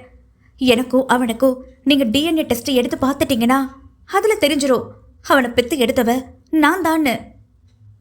கண்டிப்பாக அதையும் நான் பண்ணுவேன். சந்தேகம்னு வந்ததுக்கப்புறமா சுற்றி எல்லாத்தையும் செக் பண்ணி பார்த்துறது ரொம்ப நல்லது. ஆஹா, சந்தேகம் வர்றது உங்கள் குடும்பத்துக்கு தான் ரொம்ப கை தேர்ந்த கலையாயிடுச்சே. யாரு என்ன எப்படிப்பட்டவங்கன்னு கொஞ்சம் கூட தெரிஞ்சுக்கவே மாட்டீங்க. என் கூட 2 வருஷம் வாழ்ந்திருந்தோ உங்கள் அண்ணனுக்கு என் மேலே நம்பிக்கை இல்லை. அப்புறம் எப்படி உங்களுக்கு என் மேலே நம்பிக்கை இருக்கும்? எடுங்க, தாராளமாக டிஎன்ஏ டெஸ்ட்டு எடுங்க. எனக்கு எந்த பிரச்சனையும் கிடையாது. ரிப்போர்ட்டில் அவன் தான் என் மகன்னு தெரிஞ்ச அடுத்த நிமிஷமே என்னோட மகனை கூப்பிட்டுக்கிட்டு நான் இங்கிருந்து கிளம்பி போய்கிட்டே இருப்பேன். அதுக்கப்புறம் நீங்கள் என்ன உங்கள் அண்ணனால் கூட தடுத்து நிறுத்த முடியாது. எஸ், கண்டிப்பாக என்னாலையும் தடுத்து நிறுத்த முடியாது தான். செத்துப்போன எங்கள் அண்ணாவையும் தடுத்து நிறுத்த முடியாது என்று சொன்னவன் கைகள் இரண்டையும் பின்னாடி கட்டி கொண்டான். என்ன சொல்றீங்க விஜயன்? விஜயனுக்கு என்னாச்சு? கடவுளே, என் விஜய் என்று அந்த அரை முழங்க கத்தினாள். அங்கேயே தரையில் அமர்ந்து கொண்டு கத்தி கூப்பாடு போட்டு அழுக ஆரம்பித்து விட்டாள். ஒரு விஷயம் நெடுமாறனுக்கு தெளிவாக புரிந்தது. கனிகா இன்னும் விஜயனை வெறுத்து ஒதுக்கிவிடவில்லை என்று. Hello, excuse me, please calm down. தயவு செஞ்சு உங்களோட உணர்ச்சிகளை அடக்கிக்க முயற்சி பண்ணுங்க. நீங்கள் நினைக்கிற மாதிரி இது வீடு இல்லை, ஆஃபீஸ் என அவன் சொன்னான். அவள் மீண்டும் கேவி கேவி அழுகவும் சத்தம் குறைந்ததாக இருக்கவும், எப்படி அவர் இறந்து போனாரு? அவளை விட்டு சற்றே நகர்ந்து கொண்டவன் ஜன்னலை எங்கோ விரைத்து பார்த்தபடியே அவள் கேள்விக்கு பதிலை உரைத்தான். ஒரு ஆக்சிடென்ட்ல இறந்து போயிட்டாரு. சொன்னவனின் கண்களில் இருந்தும் கண்ணீர் வந்தது. அதை அவள் கண்டும் கொண்டாள். எனக்கு ஒரு விஷயம் மட்டும் புரியவே இல்லை. எங்கள் அண்ணன் தான் உங்களை கொலை செஞ்சாருன்னு சொல்கிறீங்க. அப்படி இருக்கும்போது நீங்கள் இப்போ சந்தோஷம்ல பட்டிருக்கணும். ஏன்னா அவர் தான் உங்களை கொலை பண்ணார் இல்லையா? அப்போது எங்கள் அண்ணன் செத்துருந்தாருன்னா இந்நேரம் நீங்கள் சந்தோஷமாக இல்லைனாலும் அட்லீஸ்ட் நிம்மதியாவது இருந்திருக்கணும். இப்படி அழுதுட்ருக்கீங்களே என அவள் சொன்னதும் அவனின் சட்டையை பிடித்து உழுக்க ஆரம்பித்து விட்டாள். இவ்வளவு தைரியம் இருந்தா என்கிட்ட இப்படி ஒரு கேள்வி கேட்பீங்க? அவர் என்னதான் இருந்தாலும் எனக்கு புருஷன். ஒரு காலத்தில் அவர் என் கூட வாழ்ந்த வாழ்க்கைக்கு அர்த்தம்தான் என் பையன். உங்கள் அண்ணன் வேணும்னா என்னை ஏமாற்றி கல்யாணம் பண்ணி காதலுங்கிற வார்த்தையில் பொய் சொல்லி என்னை சாகடிச்சிருக்கலாம். ஆனால் நான் அப்படி இல்லை. உங்கள் அண்ணனை மனசார முழுமையாக நேசிச்சேன். இன்னமும் நேசிப்பேன். ஏன்னா என் காதல் உண்மையான காதல். அதனால் உங்கள் அண்ணனை முழுசாக வெறுக்க முடியலை. ம், ஓகே. இப்போ இதெல்லாம் பேசுகிறதுக்கு எனக்கு நேரம் இல்லை. இங்கே பாருங்கள், நான் சில உண்மைகளை கண்டுபிடிக்க வேண்டிய கட்டாயத்தில் இருக்கேன். நீங்கள் நினைக்கிற மாதிரி கண்டிப்பாக எங்கள் அண்ணன் உங்களை கொலை செஞ்சுருக்கவே மாட்டார். இதை நான் எங்கேனாலும் அடித்து சொல்லுவேன். நீங்கள் எங்கே வேணாலும் யார்கிட்ட வேணும்னாலும் போய் சொல்லிக்கோங்க. என்னை கொலை செஞ்சது உங்கள் அண்ணன் தான். உங்கள் அண்ணன் மட்டும்தான். ஏன்னா அவர் தான் எனக்கு விஷ ஊசி போட்டார். அதை என்னோட 2 கண்ணால் பார்த்தேன். அப்போ பார்த்தன்னா பொய்யானவளா? என் மேலே சந்தேகப்படுறீங்களா? கண்டிப்பா. நினச்ச பதில் தான் என்றாள் கனிகா. எல்லாம் சரி, விஷ ஊசி போட்டவங்க மறுபடியும் எப்படி நீங்கள் உயிரோடு வந்தீங்க? நீங்கள் சாக போகிறதா உங்கள் ஃப்ரெண்டுக்கு ஃபோன் பண்ணி குழந்தைய அவகிட்ட ஒப்படைச்சிக்கிட்டு போகணும்னு நினச்சிங்க. எப்படி 6 மாதத்தில் மறுபடியும் வந்தீங்க? கண்டிப்பாக இப்போவும் நான் உண்மையை மட்டும்தான் சொல்கிறேன். ஆனால் நீங்கள் நம்ப மாட்டீங்கன்னு எனக்கு நல்லாவே தெரியும். இருந்தாலும் நான் சொல்கிறேன். அதுக்கப்புறம் நீங்கள் நம்புறதும் நம்ப போகிறதும் உங்களோட விருப்பம். Okay, tell me. என்னைய உங்கள் அண்ணன் விஷ ஊசி போட்டு நான் செத்துட்டேன்னு நினச்சி உங்கள் அண்ணன் கிளம்பி போயிட்டாரு. ஆனால் நான் சாகவே இல்லை. ஸ்ரீதர்கிற ஒருத்தர் தான் என்னை காப்பாற்றினாரு. அவர் ஒரு டாக்டர். அவருக்கும் எனக்கும் கனெக்ஷன் இருக்கிறதா சந்தேகப்பட்டதா உங்கள் அண்ணன் என்னை கொலை செஞ்சார். ஆனால் சத்தியமாக அவருக்கும் எனக்கும் எந்த விதமான தவறான உறவு முறையே இல்லை. இதை நான் உங்ககிட்ட நிரூபிக்கணும்னு எனக்கு அவசியமும் இல்லை. என் பெண்மையை பற்றியும் என்னுடைய கற்பை பற்றியும் எனக்கு நல்லாவே தெரியும். சரி, நான் விஷயத்துக்கு வரேன். அங்கேருந்து அவர் எனக்கு ஐசியூக்கு மாற்றினார். பாதி மருந்து மட்டும் என் உடம்புல போயிருந்ததால் எப்படியாவது இவளை காப்பாற்றிடலாம்னு அவர் நினச்சாரு. அவர் நினச்சது போலவே என்னை காப்பாற்றவும் செஞ்சார். ஆனால் வெளி உலகத்துக்கு நான் செத்துட்டதா தயவு செஞ்சு சொல்லிடுங்கன்னு நான் தான் சொல்ல வச்சேன். ஏன் அப்படி ஒரு முடிவெடுத்தீங்க? காரணம் என்ன என்று கேட்டான் நெடுமாறன். அந்த நிலையில் நான் கண்டிப்பாக செத்துருவேன்னு தான் நினச்சேன். உயிர் பிழைப்பேன்னு நான் கொஞ்சம் கூட நினச்சே பார்க்கவே இல்லை. எப்படியோ என் உயிரை காப்பாற்றினாரு ஸ்ரீதர். கண்ணை முடிச்சு பார்த்தேன். நான் இறந்துட்டேன்னு சொல்லுங்கன்னு வேண்டுகோளா அவர்கிட்ட கேட்டேன். அவர் மறுத்தாரு. நான் ரொம்பவும் கெஞ்ச அவரும் சரின்னு சொல்லிட்டாரு. காரணம் பெருசாலாம் இல்லை. அவரை பொறுத்தவரை நான் இறந்ததாவே இருக்கட்டும்னு தான் நான் நினச்சேன். அவருடைய வீட்டுக்கு கொண்டு போயிட்டாரு. 4 மாதம் முழுக்க நான் கோமால தான் இருந்தேன். 4 மாதம் கழிச்சு கண்ணு முழிச்சதுக்கப்புறமா எனக்கு எந்த விதமான ஞாபகங்களும் வரவே இல்லை. எங்கோ எதையோ விரிச்சு பார்த்தபடியே இருந்தேன். பிறகு நாள் ஆக ஆக எனக்கு கொஞ்சம் கொஞ்சமாக நினைவுகள் எல்லாம் வர ஆரம்பித்தது. அதுக்கப்புறம் தான் ஸ்ரீதர் என்னை காப்பாற்றினாரு. எல்லாமே எனக்கு தெரியவும் வந்துச்சு. நான் உடனே புறப்பட்டு விதலனை எடுத்துக்கிறதுக்காக வரலாம்னு முயற்சி பண்ணும்போது ஸ்ரீதர் என்னைய வேண்டாம்னு தடுத்து நிறுத்திட்டாரு. உங்கள் உடல்நிலை அந்தளவுக்கு இன்னும் தேடி வரலை. தயவு செஞ்சு நீங்கள் 1 மாதம் கண்டிப்பாக பெட் ரெஸ்ட் எடுத்து தான் ஆகணும்னு சொல்லிட்டாரு. சரியான மருந்து மாத்திரைகளை எடுத்துக்கிட்டால் மட்டும்தான் உங்களோட எந்த விதமான பக்க விளைவுகளும் வராமல் இருக்கும். அதனால் நான் சொல்கிறத கேளுங்கன்னு அவருடைய அறிவுரை இருந்ததுனால நானும் சரின்னு அவரோட பேச்சை கேட்டிருந்தேன். என்னுடைய தோழி மேலே எனக்கு நம்பிக்கை இருந்ததுனால நான் அங்கே கொஞ்சம் தைரியமாக இருக்க முடிஞ்சது. ஆனால் நாள் ஆக ஆக என்னால் அங்கே இருக்க முடியல. சீக்கிரமாக எனக்கு ட்ரீட்மெண்ட் முடிச்சுடுங்க, என்னோட குழந்தைங்க நான் பார்க்க போகணும்னு அவரை நான் தொந்தரவு பண்ணிக்கிட்டே இருந்தேன். இங்கே வச்சுருக்க முடியாது, நீங்கள் கிளம்பி முதல்ல உங்கள் குழந்தைய பார்க்க போங்கன்னு என்னை அனுப்பியும் விட்டுட்டாரு. அதுக்கப்புறம் தான் நான் எங்கெங்கோ தேடி கடைசியில் இந்த வீட்டுக்கு தான் நான் அனுப்ப சொன்னேன்னு உங்களை தேடி வந்தேன். ஆனால் இப்போ நீங்கள் சொன்ன செய்தியில் நான் தான் அப்படியே மலைச்சு போய் நிற்கிறேன். என்னோட குழந்தை இப்போ எங்கே இருக்கா என்று கேட்டாள் கனி. கனிகா கூறியதை அனைத்தையும் சேர்த்து வைத்து யோசித்து பார்த்தவன், அண்ணனும் இப்போ இல்லை. இருந்திருந்தா என்ன முழுசாக நடந்ததுன்னு அவர்கிட்ட தேட்டு தெரிஞ்சுக்கலாம். ஆனால் இப்போ அதுக்கும் வழி இல்லை. இப்போ ஒவ்வொரு ஸ்டெப்பையும் நாம் பார்த்து தான் மூவ் பண்ணி ஆகணும். வேறு வழியும் இல்லை. முதல்ல இவங்க சொல்கிறதெல்லாம் உண்மையா பொய்யான்னு நான் தீவிரமாக விசாரிக்கணும். இவங்க சொல்கிறதெல்லாம் உண்மைதான் அப்படிங்கிற பட்சத்தில் மேற்கொண்டு என்ன செய்யலாம்னு அதுக்கப்புறமா யோசனை பண்ணலாம். ஆனால் முதல்ல நம்ம அண்ணன் தான் இவங்களை கொலை செஞ்சாங்கன்னு சொல்கிறாங்க. என் மனசாட்சி அழுத்தி சொல்லுது, கண்டிப்பாக என்னோட அண்ணா இவங்களை கொலை பண்ணி இருக்கவே மாட்டாங்கன்னு. கண்டுபிடிக்கிறேன், எல்லாத்தையும் கண்டுபிடிக்கிறேன். லிசன், நான் ஏற்கனவே சொன்ன மாதிரி எனக்குள்ள நிறைய சந்தேகங்கள் இருக்குது. ஸோ அதெல்லாம் தீர வரைக்கும் நான் உங்ககிட்ட குழந்தைய கொடுக்க முடியாது. இல்லை, முடியாது. இப்போது என்னோட குழந்தை நான் பார்க்கணும். என் குழந்தைய என்கிட்ட கொடுத்துடுங்க ப்ளீஸ். என அவள் மீண்டும் கேட்டதையே திருப்பி திருப்பி கேட்க ஆரம்பித்து விட்டாள்.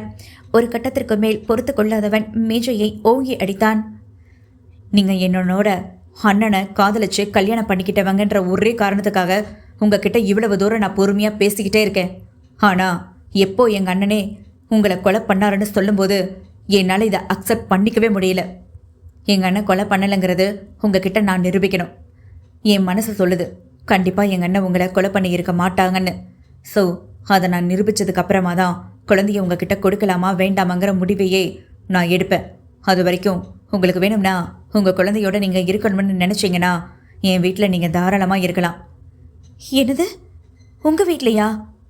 ஆமாம், உங்கள் தோழியும் அங்கே தானே இருக்காங்க. ஸோ உங்களுக்கு எந்த பிரச்சனையும் இல்லைன்னு நினைக்கிறேன். இளமதி அங்கேதான் இருப்பாள் என தெரிந்து கொண்ட கனிகாவும் சரி என ஒப்புக்கொண்டாள். தன் மகனை பார்க்க போகிறோம் என்னும் சந்தோஷம் ஒரு புறம் இருந்தாலும் தன் கணவன் இறந்து விட்டார் எனும் செய்தி அவளின் இதயத்தை 2 துண்டுகளாக வெட்டி போட்டுவது போல் இருந்தது. ஏற்கனவே அவன் சந்தேகப்பட்டு தன்னையே கொலை கூட செய்ய துணிந்தவர் அவர். அப்பொழுதே அவள் பாதியாகவே இறந்து போனாள். இப்பொழுது அப்படி இல்லை என்னும் செய்தியை கேட்டதும் அவளுக்கு மனம் பொறுக்கவில்லை. என்னதான் இருந்தாலும் கணவன் அல்லவா? கணவன் என்பதை விட அவள் உயிருக்கு உயிராக நேசித்த மண்ணாளன் அல்லவா? அவளிடத்தில் வருத்தம் இல்லாமல் இல்லை. கலக்கமான உணர்வுகள் உடைய கூடிய சூழ்நிலையில் கனிகா இருந்தாள். நீங்கள் கீழே இருக்கிற ரிசப்ஷனில் வெயிட் பண்ணுங்க, நான் வந்துடுறேன். நெடுமாறன் சொக்கனுக்கு ஃபோன் போட்டான். சொக்கனின் ஃபோன் ரிங் போய்கொண்டே இருக்க அவனும் அட்டன் செய்யாமல் அப்படியே இருக்கவும் நெடுமாறனுக்கு கோபம் வந்தது. எந்த நேரத்தில் ஃபோன் போட்டாலும் எப்பயும் எடுக்கிறதே கிடையாது. ஃபோனை கையில் எடுத்துக்கிட்டு கீழே தனக்காக காத்திருக்கும் கனிகாவை அழைத்து கொண்டு விரைவாக வீட்டிற்கு வந்தான். வீட்டை அடைந்ததும் நெடுமாறன் அவளை பார்த்து உள்ள வாங்க என சொல்லிவிட்டு அவன் முன்னேறி நடக்க அவனின் பின்னாடியே இவளும் சென்றாள். உள்ளே போனதும் நடு ஹாலில் அவனது அண்ணனின் புகைப்படம் விமரிசையாக மாட்டியிருந்தது. அதை பார்த்தவளுக்கு உள்ளம் கலங்கி போனது. கலங்கிய வெளிகளில் இருந்து மேலும் கண்ணீர் கரை புரண்டு ஓடியது. விஜய் என்று அந்த போட்டோவை பற்றியபடியே அவள் இருந்தாள். பின்னாடியே வந்தவன் எங்கே காணோம் என திரும்பி பார்த்ததும் தன் அண்ணனின் புகைப்படத்தின் முன்னால் நின்று அழுது கொண்டு தேம்பியபடி அவள் இருப்பதை பார்த்ததும் அவனுக்கு சிறிது நேரம் எப்படி அவளிடம் பேசுவது என்று புரியாமல் விழித்து பார்த்து கொண்டிருந்தான். இந்த சோஃபாவில் உட்காருங்க, நான் இப்போ வந்துடுறேன் என சொன்னவன் இளமதிக்கு என்று கொடுக்கப்பட்டிருக்கும் அறைக்குள் சென்றான். ஆனால் அங்கு இருந்த அறை வெறுமனே இருந்தது. படுக்கையில் விதுலன் உறங்கிக் கொண்டிருக்க எங்க அவளை காணல, எங்க அவள் என அவன் தேடினான். சொக்கனுக்கு மேலும் அழைத்தான். ஆனால் அவனின் போன் இப்பொழுது ஸ்விட்ச் ஆஃப் என வரவும் இவனுக்கு எப்பொழுதும் இப்படித்தான், நம்முடைய நிலைமையை தெரிஞ்சுக்கவே மாட்டான். வரட்டும், கொன்னத்தில் 2 பழுக்கிற மாதிரி அடி போட்டா இனி ஒழுக்கமாக வேலை செய்வான் என முணுமுணுத்து கொண்டே தூங்கிக் கொண்டிருக்கும் விதுலனை பார்த்துவிட்டு வெளியே வந்தான். கனிகாவை பார்த்து விதுலன் உறங்கிக் கொண்டிருக்கிறான் என சொன்னதும் அவள் அவனை தள்ளி நகர்த்திவிட்டு அங்கு இருக்கும் அறைக்குள் நுழைந்து கொண்டாள். தூங்கிக் கொண்டிருக்கும் விதுலனை கையில் எடுத்துக்கொண்டு முகம் எங்கும் முத்தமழை பொழிந்தாள். என் கண்ணு, திரும்பி உன்னை நான் பார்க்கவே மாட்டேன். இந்த உலகத்தில் நான் அனாதையாக போயிடுவேன்னு நினச்சி எவ்வளவு பயந்து போனேன் தெரியுமா? ஆனால் திருப்பியும் நான் உன்னை வந்து பார்ப்பேன்னு நான் கொஞ்சம் கூட நினச்சே பார்க்கலடா என் தங்கமே என மீண்டும் அவனை இறுக்கமாக கட்டி அணைத்தபடி கொஞ்சினாள். இவளின் செய்கையில் முழித்து கொண்ட விதுலன் கனிகாவை பார்த்ததும் கனிமா என்று அவனும் இறுக்கி அவளை அணைத்து கொண்டான். அப்போது இவள் உண்மையான அம்மாவாக இருக்கலாம், ஆனாலும் DNA டெஸ்ட் எடுப்பது நல்லதுதான். விதுலன் முழித்ததும் கனிகாவை கட்டிக்கொண்ட அணைப்பிலேயே தெரிந்து கொண்டான் நெடுமாறன். என்னவ உங்களையும் கனிகாமானு கூப்பிடுறான், அவளையும் கனிகாமானு கூப்பிடுறான் என்று நெடுமாறன் கேட்டதும் அவள் உடனே பதிலும் சொன்னாள். அது என்னன்னு எங்களுக்கும் தெரியாது, 2 பேரையுமே அவன் கனிமான் தான் கூப்பிடுவான். ஓஹோ என புருவங்களை உயர்த்திவிட்டு சரி தாயும் மகனும் இருக்கட்டும் என அவர்களை அங்கே இருக்க வைத்துவிட்டு வெளியேறிவிட்டான். இவள் எங்கே போனாள் என வீடு முழுவதும் அவளை தேடி நோட்டம் விட்டான். ஆனால் அவள் அங்கு இல்லவே இல்லை. எங்குதான் போயிருப்பாள் என அவனுக்குள் கேள்வி எழ சொக்கன் வாசலில் முன்னே வேர்க்க விறுவிறுக்க ஓடி வந்து நின்றான். டே சொக்கா, எத்தனை முறை ஃபோன் பண்ணியிருப்பேன், எடுக்கவே இல்லை. கடைசியில் ஸ்விட்ச் ஆஃப்னு வந்து நிற்குது. இப்படிதான் பொறுப்பு இல்லாமல் வேலை செய்வியா? வர்ற கோவத்துக்கு அடிச்சு பல்லெல்லாம் கழட்டி விடுவேன் நாயே. ஆமாம், இங்கே விதுலனை பார்த்துக்கிட்டு இருந்தாலே ஒருத்தி, அவ எங்க? என கேட்டான். சார், அந்த பொண்ணு இனி நான் இங்கே இருக்க போகிறது கிடையாது. நீங்களும் உங்களுடைய சாரும் இந்த குழந்தைய பத்திரமா பார்த்துக்கோங்கன்னு சொல்லி குழந்தைய ஒப்படைச்சுக்கிட்டு கிளம்பி போயிட்டாங்க சார். வாட்? கிளம்பி போயிட்டாளா? என்ன சொல்ல வர்ற இடியட்? ஆமாம் சார், நீங்கள் அலுவலகத்துக்கு கிளம்பி போன கொஞ்ச நேரத்திலேயே என்னை கூப்பிட்டாங்க. நான் என்னன்னு கேட்டபோது குழந்தைக்கு சாப்பாடு கொடுத்துட்டேன், அவனை தூங்கவும் வச்சுட்டேன். இனி நான் இந்த வீட்டில் இருக்க மாட்டேன். உங்களுக்கு இனி என்னால் எந்த விதமான தொல்லைகளும் இருக்காது. அம்மா அப்பா இல்லாத குழந்தை, தயவு செஞ்சு அவனுக்கு நல்ல பாசத்தையும் அதே நேரம் சில கண்டிப்புகளோடையும் வளருங்க. இந்த சமூகத்தில் அவன் பெரிய பணக்காரங்கிற பேரை விட அவன் ஒரு நல்ல மனிதருங்கிற பேரோட வளருங்க. நான் போகிறேன். போகிறீங்களா? என்னம்மா சொல்கிறீங்க? ஏன்னு சொக்கன் அதிர்ந்து போய் கேட்டான். ஆமாங்கண்ணா, நான் கிளம்புறேன். இனி நான் இங்கே இருக்க போகிறது கிடையாது என்று சொன்னவள் வேகமான எட்டுக்கள் எடுத்து வைத்து அந்த வீட்டின் வாசல் படியை கடந்து சென்று விட்டாள். அவளின் பின்னடியே சென்றான். அம்மா, அம்மா என அழைத்தபடியே போனான். ஆனால் அவனின் அழைப்புகளை அவள் ஏதும் காதில் வாங்கிக் கொள்ளாமல் வழியில் வந்த ஆட்டோவை பிடித்துக்கொண்டு அதில் ஏறி சென்று விட்டாள். சொக்கனும் அந்த ஆட்டோவின் பின்னடியே போனான். ஆனால் அவளை அடைந்த பாடு இல்லை. திரும்பி வீட்டிற்கு வந்து விட்டான்.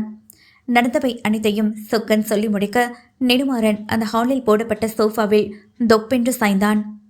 என்கிட்ட ஒரு வார்த்தை கூட சொல்லாம போயிட்டாளே.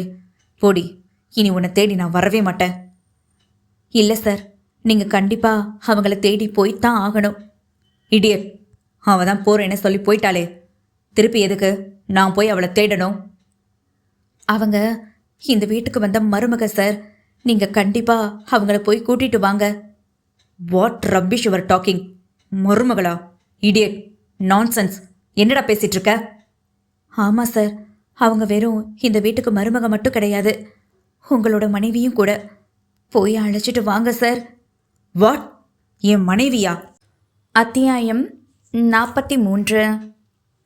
வாட்? அவ என் மனைவியா? ஆமாம் சார், அவங்க உங்கள் மனைவி தான். உங்களுக்கும் அவங்களுக்கும் ஒரு பந்தம் இருக்கு. ஸ்டூபிட் மாதிரி பேசாத சொக்கா. அவன் என் மனைவியாக இருக்க வாய்ப்பே இல்லை. கண்களில் அப்படி ஒரு சேற்றம் அவனுக்கு. இன்றைக்கு அவள் இந்த வீட்டில் படியேறி வந்தாலோ அன்றிலிருந்து குழப்பத்தின் மத்தியில் அவன் உடன்று கொண்டிருந்தான். அப்படி இருக்க இன்று சொக்கனை வந்து அவள் போய்விட்டால் மேற்கொண்டு ஒரு குண்டை தூக்கி வேற போட்டான். அவள் உங்கள் மனைவி என்று சொல்லவும் அவன் அதிர்ந்தே போனான். இவள் எனக்கு மனைவியா? நான் இவளுக்கு கணவனா? இது எப்படி? இது என்ன கிறுக்குத்தனமாக பிதற்றுகிறான் என்பது அவனின் எண்ணம். ஆனால் அவன் எண்ணங்கள் அனைத்தையும் முறியடிக்கும் விதமாக அவன் சொக்கனின் கையில் இருக்கும் புகைப்படம் ஒன்றையும் காண்பித்தான்.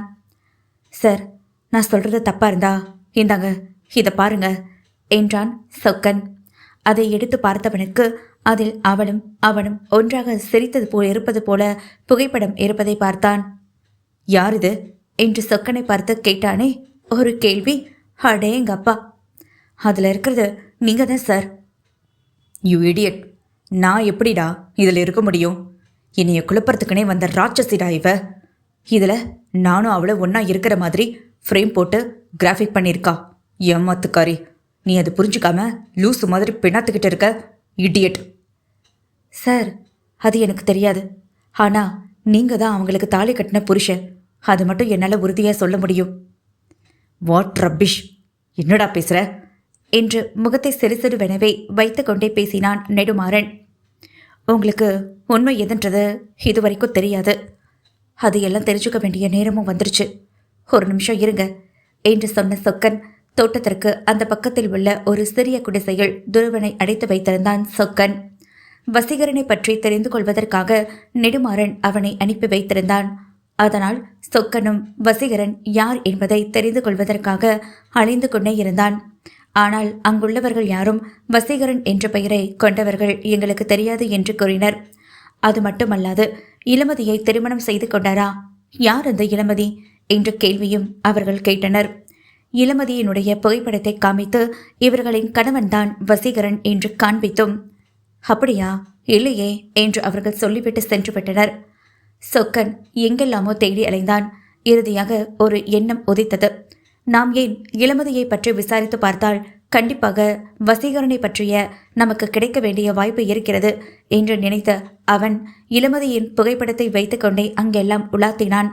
பின்பு இளமதியை பற்றிய சில தகவல்களும் அவனுக்கு கசிந்து வந்தது. அவள் ஏற்கனவே அர்ஜுன் ரெட்டியின் அலுவலகத்தில் வேலை செய்து கொண்டிருந்தாள் என்பது அவனுக்கு தெரிய வர அங்கு போய் விசாரித்து பார்த்தான். பின்பு அர்ஜுன் ரெட்டி அவளுக்கு பாலியல் ரீதியாக பல தொல்லைகளை கொடுத்ததாகவும் அதனால் அவள் வேறு எங்கோ சென்று விட்டதாகவும் அவனுக்கு தகவல்கள் வந்தது. அதை வைத்துக்கொண்டு நாம் என்ன செய்வது என்று யோசிக்கும் வேளையில்தான் திடீரென ஒரு ஆள், சார், அவங்க கோயம்புத்தூரில் ஒரு நாள் நான் பார்த்தேன். பிறகு அவங்க கிட்ட நான் கேட்டதுக்கு எனக்கு மேரேஜ் ஆயிடுச்சுன்னு சொன்னாங்க. நான் என் ஹஸ்பண்டோட இங்கே தான் இருக்கேன்னு சொன்னாங்க. என ஒரு பெண் வந்து சொன்னாள். நீங்கள் சொல்கிறதெல்லாம் உண்மையாமா? நான் கோயம்புத்தூர் போய் பார்த்தா அவங்கள பற்றின ஏதாவது தகவல்கள் கிடைக்க வாய்ப்பு இருக்கிறதா என கேட்டான் சொக்கன். எனக்கு அதை பற்றி சரியாக தெரியாதுங்க சார். நான் ஒரு நாள் என்னுடைய பெரியப்பா வீட்டுக்கு போகும்போது தான் அங்கே அவளை பார்க்க வேண்டியதாக போச்சு. அப்போ தான் அவள் சொன்னா, நீங்கள் எதுக்கும் வேணா அங்கே போய் தேடி பாருங்களேன் என சொன்னவள் அடுத்த கேள்வி கேட்க ஆரம்பித்தாள். ஆமாம், எதுக்கு அவளை பற்றி கேட்குறீங்க என்று சொல்லிவிட்டு அந்த பெண் பார்க்க அங்கு சொக்கன் இல்லாமல் போயிருந்தான். வேகமாக காரை அழுத்தியவன் நீராக கோயம்புத்தூர் சென்றான். இதற்கு முன் எப்படி அலைந்து திரிந்து தேடிக்கொண்டிருந்தானோ அதே போல்தான் கோயம்புத்தூர் முழுவதையும் அவளின் புகைப்படத்தை வைத்து தேடிக்கொண்டிருந்தார். மீண்டும் அவர்கள் புகைப்படத்தை வைத்துக்கொண்டே அனைத்து இடத்திலும் தேடினான். ஆனால் அவனுக்கு எந்த ஒரு துருப்பும் கிடைக்கவில்லை. இறுதியாக தன்னுடைய அலுவலகத்திற்கு வந்து நின்றான். அலுவலகத்திற்குள் மேல் மூச்சு கீழ் மூச்சு வாங்கியபடியே அவன் உள்ளே சென்றான். இதற்கு மேல் அவனால் அலைந்து திரிய முடியவில்லை. சிறிது நேரம் கொஞ்சம் ஓய்வு எடுக்கலாம் என நினைத்தவன் அலுவலகத்தில் ரிசப்ஷனில் அமைந்து இருந்தபோதுதான் அவனின் புகைப்படம் கொண்ட போனை ஒரு ஆண் பார்க்க நேர்ந்தது. அவனின் பார்வை இளமதியின் புகைப்படத்தின் மேல் பட்டு வீழ்வதை சொக்கன் அறிந்து கொண்டான். பொறுக்கி பையன், கொஞ்சம் பொண்ணு அழகா இருந்திருக்கூடாதே, உடனே பாப்பானுங்க என்று சொக்கன் தவறாக எண்ணிக்கொண்டான். ஆனால் அவனும் இந்த பெண்ணை எங்கோ பார்த்திருக்கிறோமே என்னும் நோக்கில்தான் அந்த ஆடவன் பார்த்தான். அவனை சுற்றி சுற்றி மீண்டும் மீண்டும் வந்த அந்த இளமதியின் புகைப்படத்தை பார்க்கவும் சொக்கனுக்கு கோபம் தாழ முடியவில்லை. அவனின் சட்டையை பிடித்து விட்டான். ஏய், யார்டா நீ? எதுக்கு சும்மா வந்து இந்த பொண்ணோட ஃபோட்டோவே பார்த்துக்கிட்டே இருக்க என கேட்டான். சார் சார், முதல்ல சட்டையிலேருந்து கையை எடுங்க சார், எல்லாரும் பார்க்குறாங்க என சொன்னான் அந்த ஆண். ஓ, துரைக்கு அசிங்கமாலாம் இருக்கோ? அப்புறம் எதுக்குடா நீ அந்த பிள்ளைய பார்த்த? சார், இந்த ஃபோட்டோவில் இருக்கிற பொண்ணை எங்கேயோ பார்த்த மாதிரி இருந்தது, அதான் பார்த்தேன். என்ன சொன்ன? இந்த பொண்ணு எங்கோ நீ பார்த்துருக்கியா? முகம் எங்கும் மத்தாப்பு பூ பூத்தது. ஆமாம் சார், இந்த பொண்ணை நான் இதுக்கு முன்னாடி ஒரு டைம் பார்த்துருக்கேன். இங்கே ஒரு இன்டர்வியூ நடந்துச்சு, அப்போ இந்த பொண்ணை பார்த்த மாதிரி ஞாபகம். சாருடைய பர்சனல் செக்ரட்டரியாக செலக்ட் பண்ணாங்க. ஆனால் அதுக்கப்புறம் அவங்கள வேலைக்கு நான் பார்க்கவே இல்லை என லட்டு பூச்சை என்னும் நோக்கில்தான் அந்த ஃபோட்டோவை மீண்டும் பார்த்துவிட்டு சொக்கன் பார்த்தான். ஏன் அந்த பொண்ணு மறுபடியும் வேலைக்கு வரவே இல்லையே? யாரையோ லவ் பண்ணாங்களாம், அதுக்கப்புறம் கல்யாணம் பண்ணிக்கிட்டே போயிட்டதா சொல்கிறாங்க சார். அதுக்கப்புறம் அந்த பொண்ணுக்கோ நம்ம எம்டி நெடுமாறன் சாருக்கும் ஏதோ வாக்குவாதம், அதனால வேலை விட்டு போனதாகவும் சொல்லிக்கிறாங்க. இன்னும் என்னென்னமோ சொல்கிறாங்க சார். ஆனால் எந்த ரீசன் எங்களுக்கும் சரியாக தெரியாது. வேலைக்கு ஜாயின் பண்ணாங்க, அதோடு சரி. அடுத்த நாள் அவங்கள நாங்கள் பார்க்கவே முடியல. சரின்னு நாங்களும் எங்களோட வேலையை பார்க்க போயிட்டோம். சரி, நீ கிளம்பு என்று சொன்னான் சொக்கன். ஹலோ சார், வந்தது நீங்கள் தான் தடுத்து விட்டு போகணும் என அவன் வாய்ப்பேச்சு தகராறு ஈடுபட அவன் வாயிலேயே ஒரு குத்து வைக்கப்பட்டது சொக்கனின் இரும்பு கையினால். அட பாவி, இன்ஃபர்மேஷன் கொடுத்தது ஒரு குத்தமா? வாயில அடிச்சுட்டு போறானே, இவனுக்கு நல்ல வாய் பேசுகிற ஒரு பொண்ணால தான் இவனுக்கு மரணம் என சபித்தான் அவன். மீண்டும் சொக்கனின் பயணம் தொடர்ந்தது. அவளை தேடி போனான். ஒரு கட்டத்தில் அவள் யாரை திருமணம் செய்து கொண்டாள்? வசீகரன்னு சொன்னாங்களே, ஓகே, அவனை தேடி போலாமா? இல்லை, அதான் அவன் பெயரை சொன்னாலே இல்லைன்னு சொல்கிறாங்களே, என்ன செய்யறது என யோசிக்கும் வேளையில் அலுவலகத்தின் வாசலில் அவன் நின்றிருக்க அப்போது சரியாக ஆஃபீஸ் வாட்ச்மேன் ஒருவன் அவன் முன் வந்தான். சார், நீங்க என யோசனையுடனே, நீங்க சொக்கன் சார் தானே என்றான். ஆமாம், நீங்கள்? சார், எனக்கு தெரியலையா? நான் தான் சோமசுந்தரம். என்னை நீங்கள் தானே இந்த வேலைக்கு சேர்த்து விட்டீங்க. கொஞ்ச நேரம் அவரையே பார்த்தவன் பின்பு தெளிவு பெற்றவனாக, அட ஆமாம், நீங்கள் சோமசுந்தரம் தானே, எனக்கு தெரியும். எப்படி இருக்கீங்க? நல்லா இருக்கீங்களா? நான் நல்லா இருக்கேன் சார். நீங்கள் எப்படி இருக்கீங்க? நான் நல்லா இருக்கேன். ஆனால் இப்போ நாயா ஒருத்தரை தேடி அலைகிறேன் என்றான். என்னாச்சு சார்? அது ஒரு கதை. சரிங்கண்ணா, எனக்கு நேரம் ஆச்சு, நான் கிளம்புறேன் என்றான் சொக்கன். சார், ஒரு நிமிஷம் என்று அந்த வாட்ச்மேன் சொல்ல அடுத்த அடி எடுத்து வைத்த கால்கள் அப்படியே திரும்பி அவனை பார்த்தது. சார், உள்ளே நீங்கள் பேசுனதெல்லாம் நான் கேட்டுக்கிட்டு தான் இருந்தேன். உங்களுக்கு அந்த பொண்ணை பற்றின விவரம் தெரியணும்னா நீங்கள் துருவனை தேடி போகணும். என்ன சொல்கிறீங்க? துருவன் யார்? அவர் இப்போ இங்கே வேலைக்கு செய்கிறது இல்லை சார். நாம் தஞ்சாவூர் பிரான்ச்சில் வேலையில் செய்கிறாரு. நீங்கள் அங்கே போனீங்கன்னா உங்களுக்கு தெரிய வாய்ப்பு இருக்குது. ஓ சரிண்ணா, தேங்க்ஸ், நான் போய் பார்த்துக்கிறேன் என மீண்டும் அவனுக்கு ஒரு நன்றியை சொல்லிவிட்டு துருவனை தேடி போனான். தஞ்சாவூருக்கு சென்றதும் நேராக சென்றது அவன் துருவனின் வீட்டிற்கு தான். சொல்லுங்கள் சார், என்னை தேடி எதுக்கு நீங்கள் வீடு வரைக்கும் வந்திருக்கீங்க? சொன்னீங்கன்னா நான் உங்கள் இடத்துக்கே வந்திருப்பேனே. அதெல்லாம் இருக்கட்டும் துருவன், இந்த ஃபோட்டோவில் இருக்கிற பொண்ணு யார் உங்களுக்கு தெரியும்னு நினைக்கிறேன். அவனின் ஃபோனில் உள்ள புகைப்படத்தை பார்த்தவன், சார், இந்த பொண்ணு பேர் இளமதி சார். இவங்களை பற்றி அவன் சொல்லி முடிப்பதற்குள் சொக்கன் பேசினான். சார், இவங்களை கல்யாணம் பண்ணிக்கிட்டவரை பற்றி தெரியுமா? கல்யாணம் பண்ணிக்கிட்டாங்களா? நிஜமாவா சார்? என்ன சார் சொல்கிறீங்க? இவங்கள தான் நம்ம நெடுமாறன் சார் கல்யாணம் பண்ணிக்கிட்டாரே. என்ன சார் சொல்கிறீங்க? எனக்கு ஒரே குழப்பமாக இருக்கே. ஆனால் அவங்கள கல்யாணம் பண்ணிக்கிட்டவங்க வசீகரன்னு சொன்னாங்க. நான் உண்மையை சொல்லணும்னா அவங்கள தேடி தான் வந்தேன். கடைசியில் இளமதிங்கிற பொண்ணை பற்றி விசாரித்தோம்னா கண்டிப்பாக ஏதாவது ஒரு க்ளூ கிடைக்கும்னு நினச்சிதான் அவங்கள பற்றி முதல்ல விசாரித்தேன். ஆனால் இங்கே வந்து பார்த்தாலே தெரியுது நீங்கள் உல்ட்டாவாக பேசுகிறீங்க. எனக்கு ஒன்றுமே புரியலையே என்று தலையை சொரிந்து விட்டான் சொக்கன்.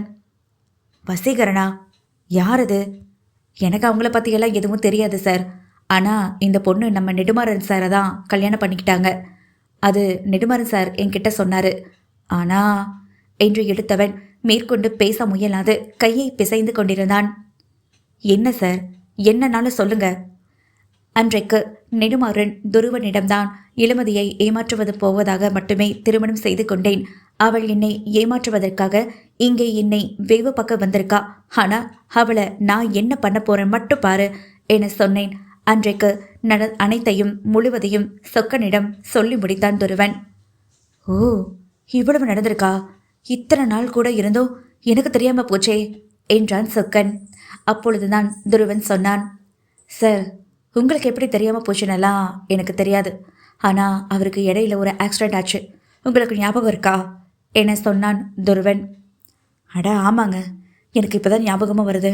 அவருக்கு ஆக்சிடெண்ட் ஆச்சு, அது எனக்கு நல்லாவே தெரியும். ஆனால் நான் அதுக்கு முன்னாடி அவர் கோயம்புத்தூரில் வந்து வேலை பார்க்குறதுக்கு முன்னாடியே நான் எங்கள் அம்மாவுக்கு பெரிய உடம்பு சரியில்லைன்னு என்னுடைய கிராமத்துக்கு போயிருந்தேன். அந்த டைமிங்கில் தான் அவருக்கு இத்தனையும் நடந்திருக்குன்னு நான் நினைக்கிறேன். ஆக்சிடெண்ட் ஆனதுக்கப்புறமா விஜயன் சார் என்னைய கூப்பிட்டு அவரை ரொம்ப நல்லா கவனிச்சுக்க சொன்னாங்க.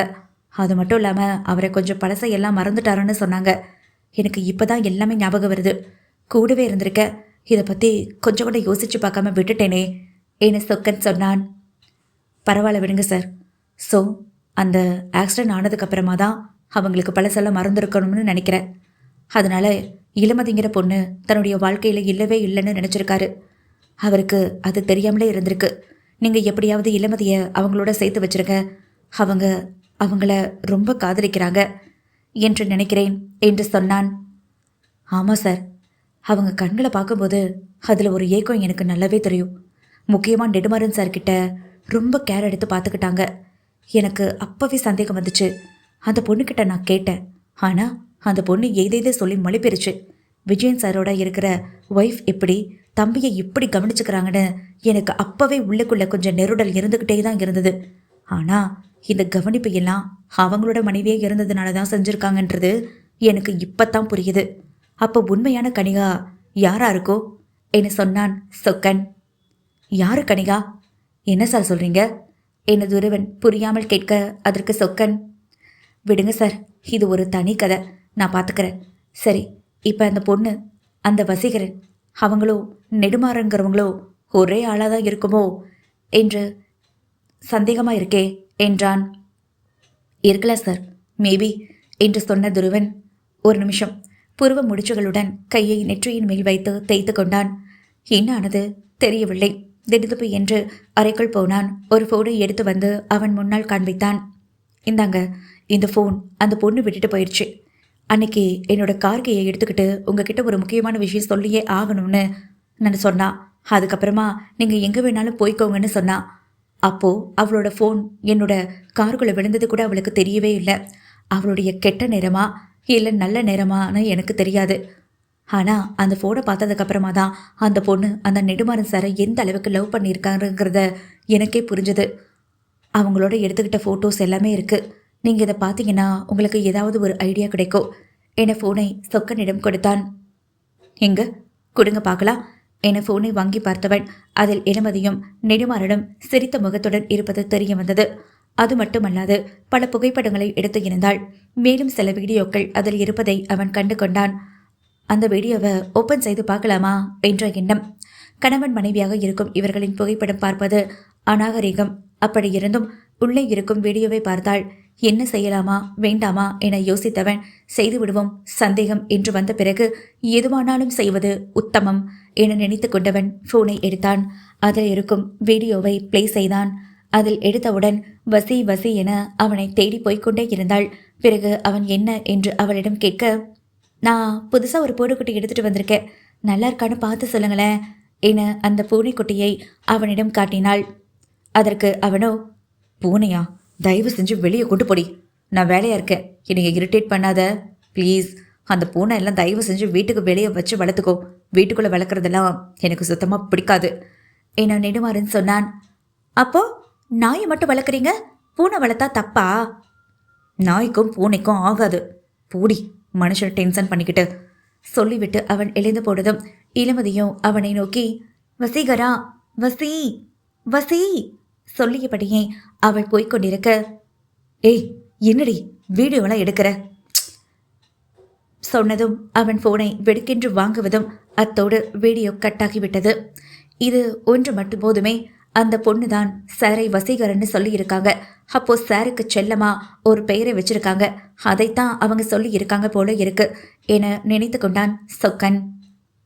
ரொம்ப தேங்க்ஸ் சார், எனக்கு இது ஒன்று போதும், இதை வச்சு நான் எல்லாத்தையும் சரி செஞ்சிடுவேன் அப்படிங்கிற நம்பிக்கை எனக்கு வந்துருச்சு, ரொம்ப தேங்க்ஸ் என்று சொல்லிவிட்டு வெளியேற போனான் சொக்கன். அப்பொழுது துருவன், ஒரு நிமிஷம் சார் என்று சொன்னான். சார், நான் இளமதியை பற்றி சொன்ன விஷயங்களில் பல விஷயங்கள் நான் உங்ககிட்ட இருந்து மறைச்சிட்டேன். இதுக்கு மேலேயே நான் சொல்லாமல் இருந்தால் நல்லா இருக்காதுன்னு தோணுது, அதனால் சொல்லலாமா என கேட்டான் துருவன்.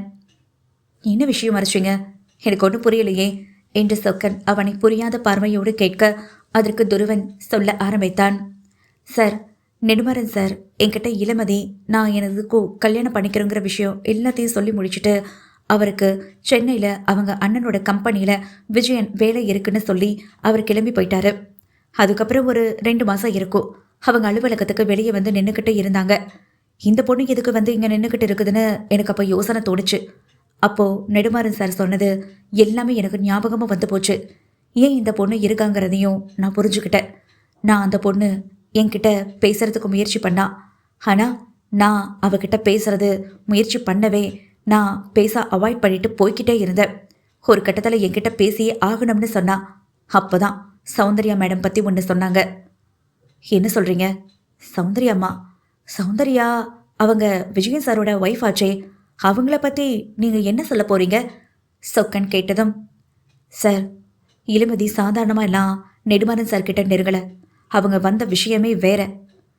ஆமாம் சார், அவங்க அர்ஜுன் ரெட்டியோட கம்பெனியில் வேலை பார்த்தது உண்மைதான். ஆனால் அதுக்கப்புறமா நடந்தது எல்லாமே உங்ககிட்ட நான் ஏற்கனவே சொல்லிட்டேன்.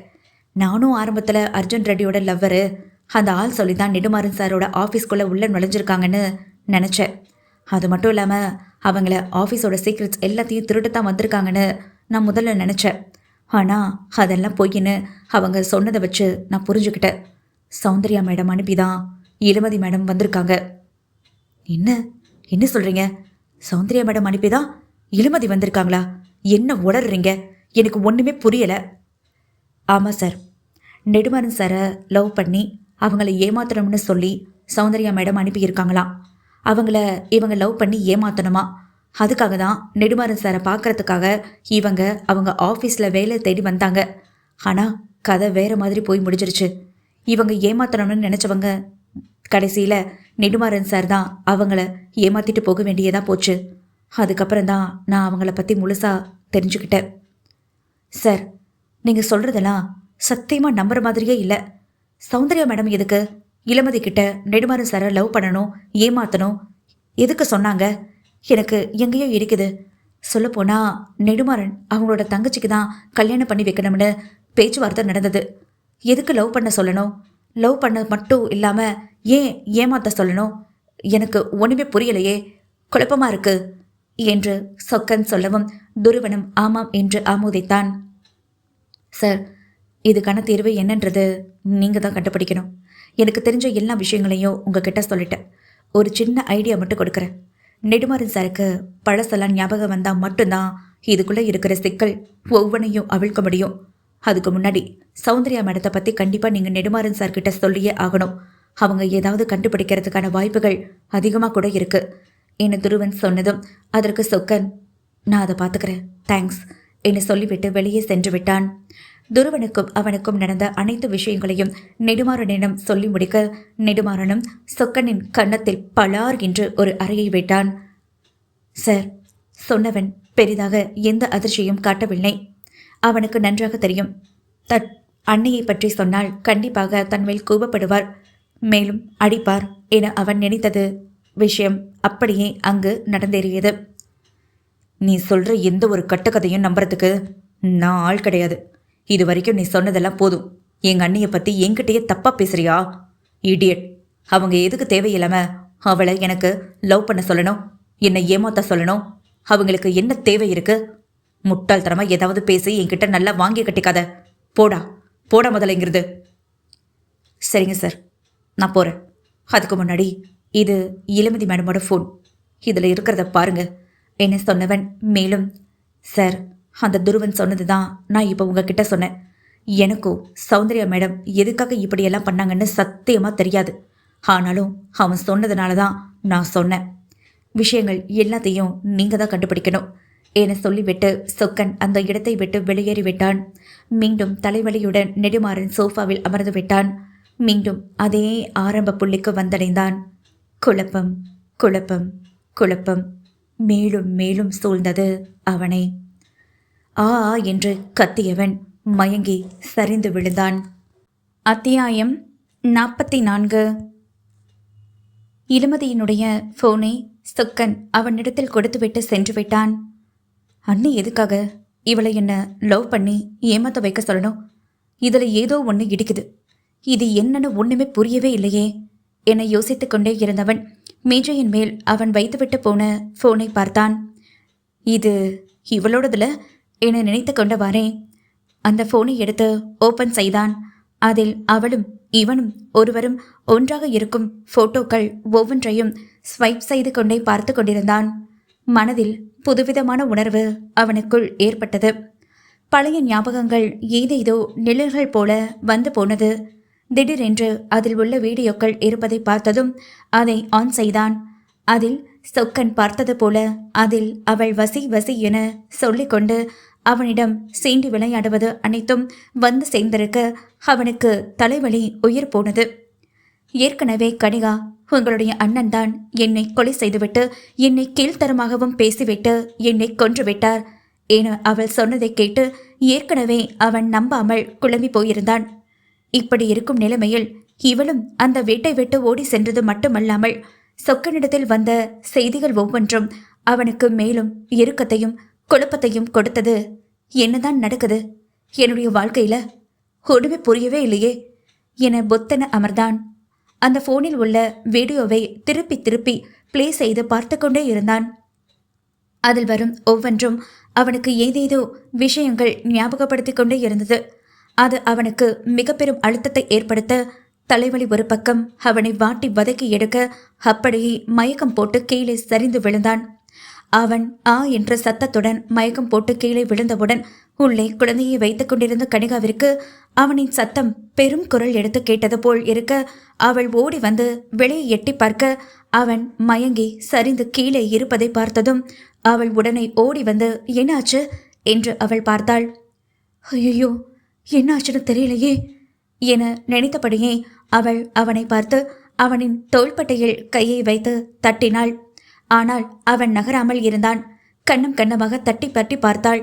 அதிலும் அவன் எழவில்லை. அவள் நர்ஸ் அல்லவா? புரிந்து கொண்டாள். ஏதோ ஒன்று நடந்திருக்கிறது. அதனால் மயக்கம் போட்டு கீழே விழுந்திருக்கலாம் என கன நேரத்தில் கணித்து கொண்டவள் உள்ளே போய் அவசரமாக தண்ணீரை எடுத்துக்கொண்டு வந்து அவனின் முகத்தில் தெளித்து பார்த்தாள். அதற்கும் எந்த விதமான பதிலும் கிடைக்காமல் போகவே அவள் உடனடியாக செயல்பட ஆரம்பித்தாள். வீட்டில் உள்ளவர்களை சுற்றி நோட்டம் விட்டாள்.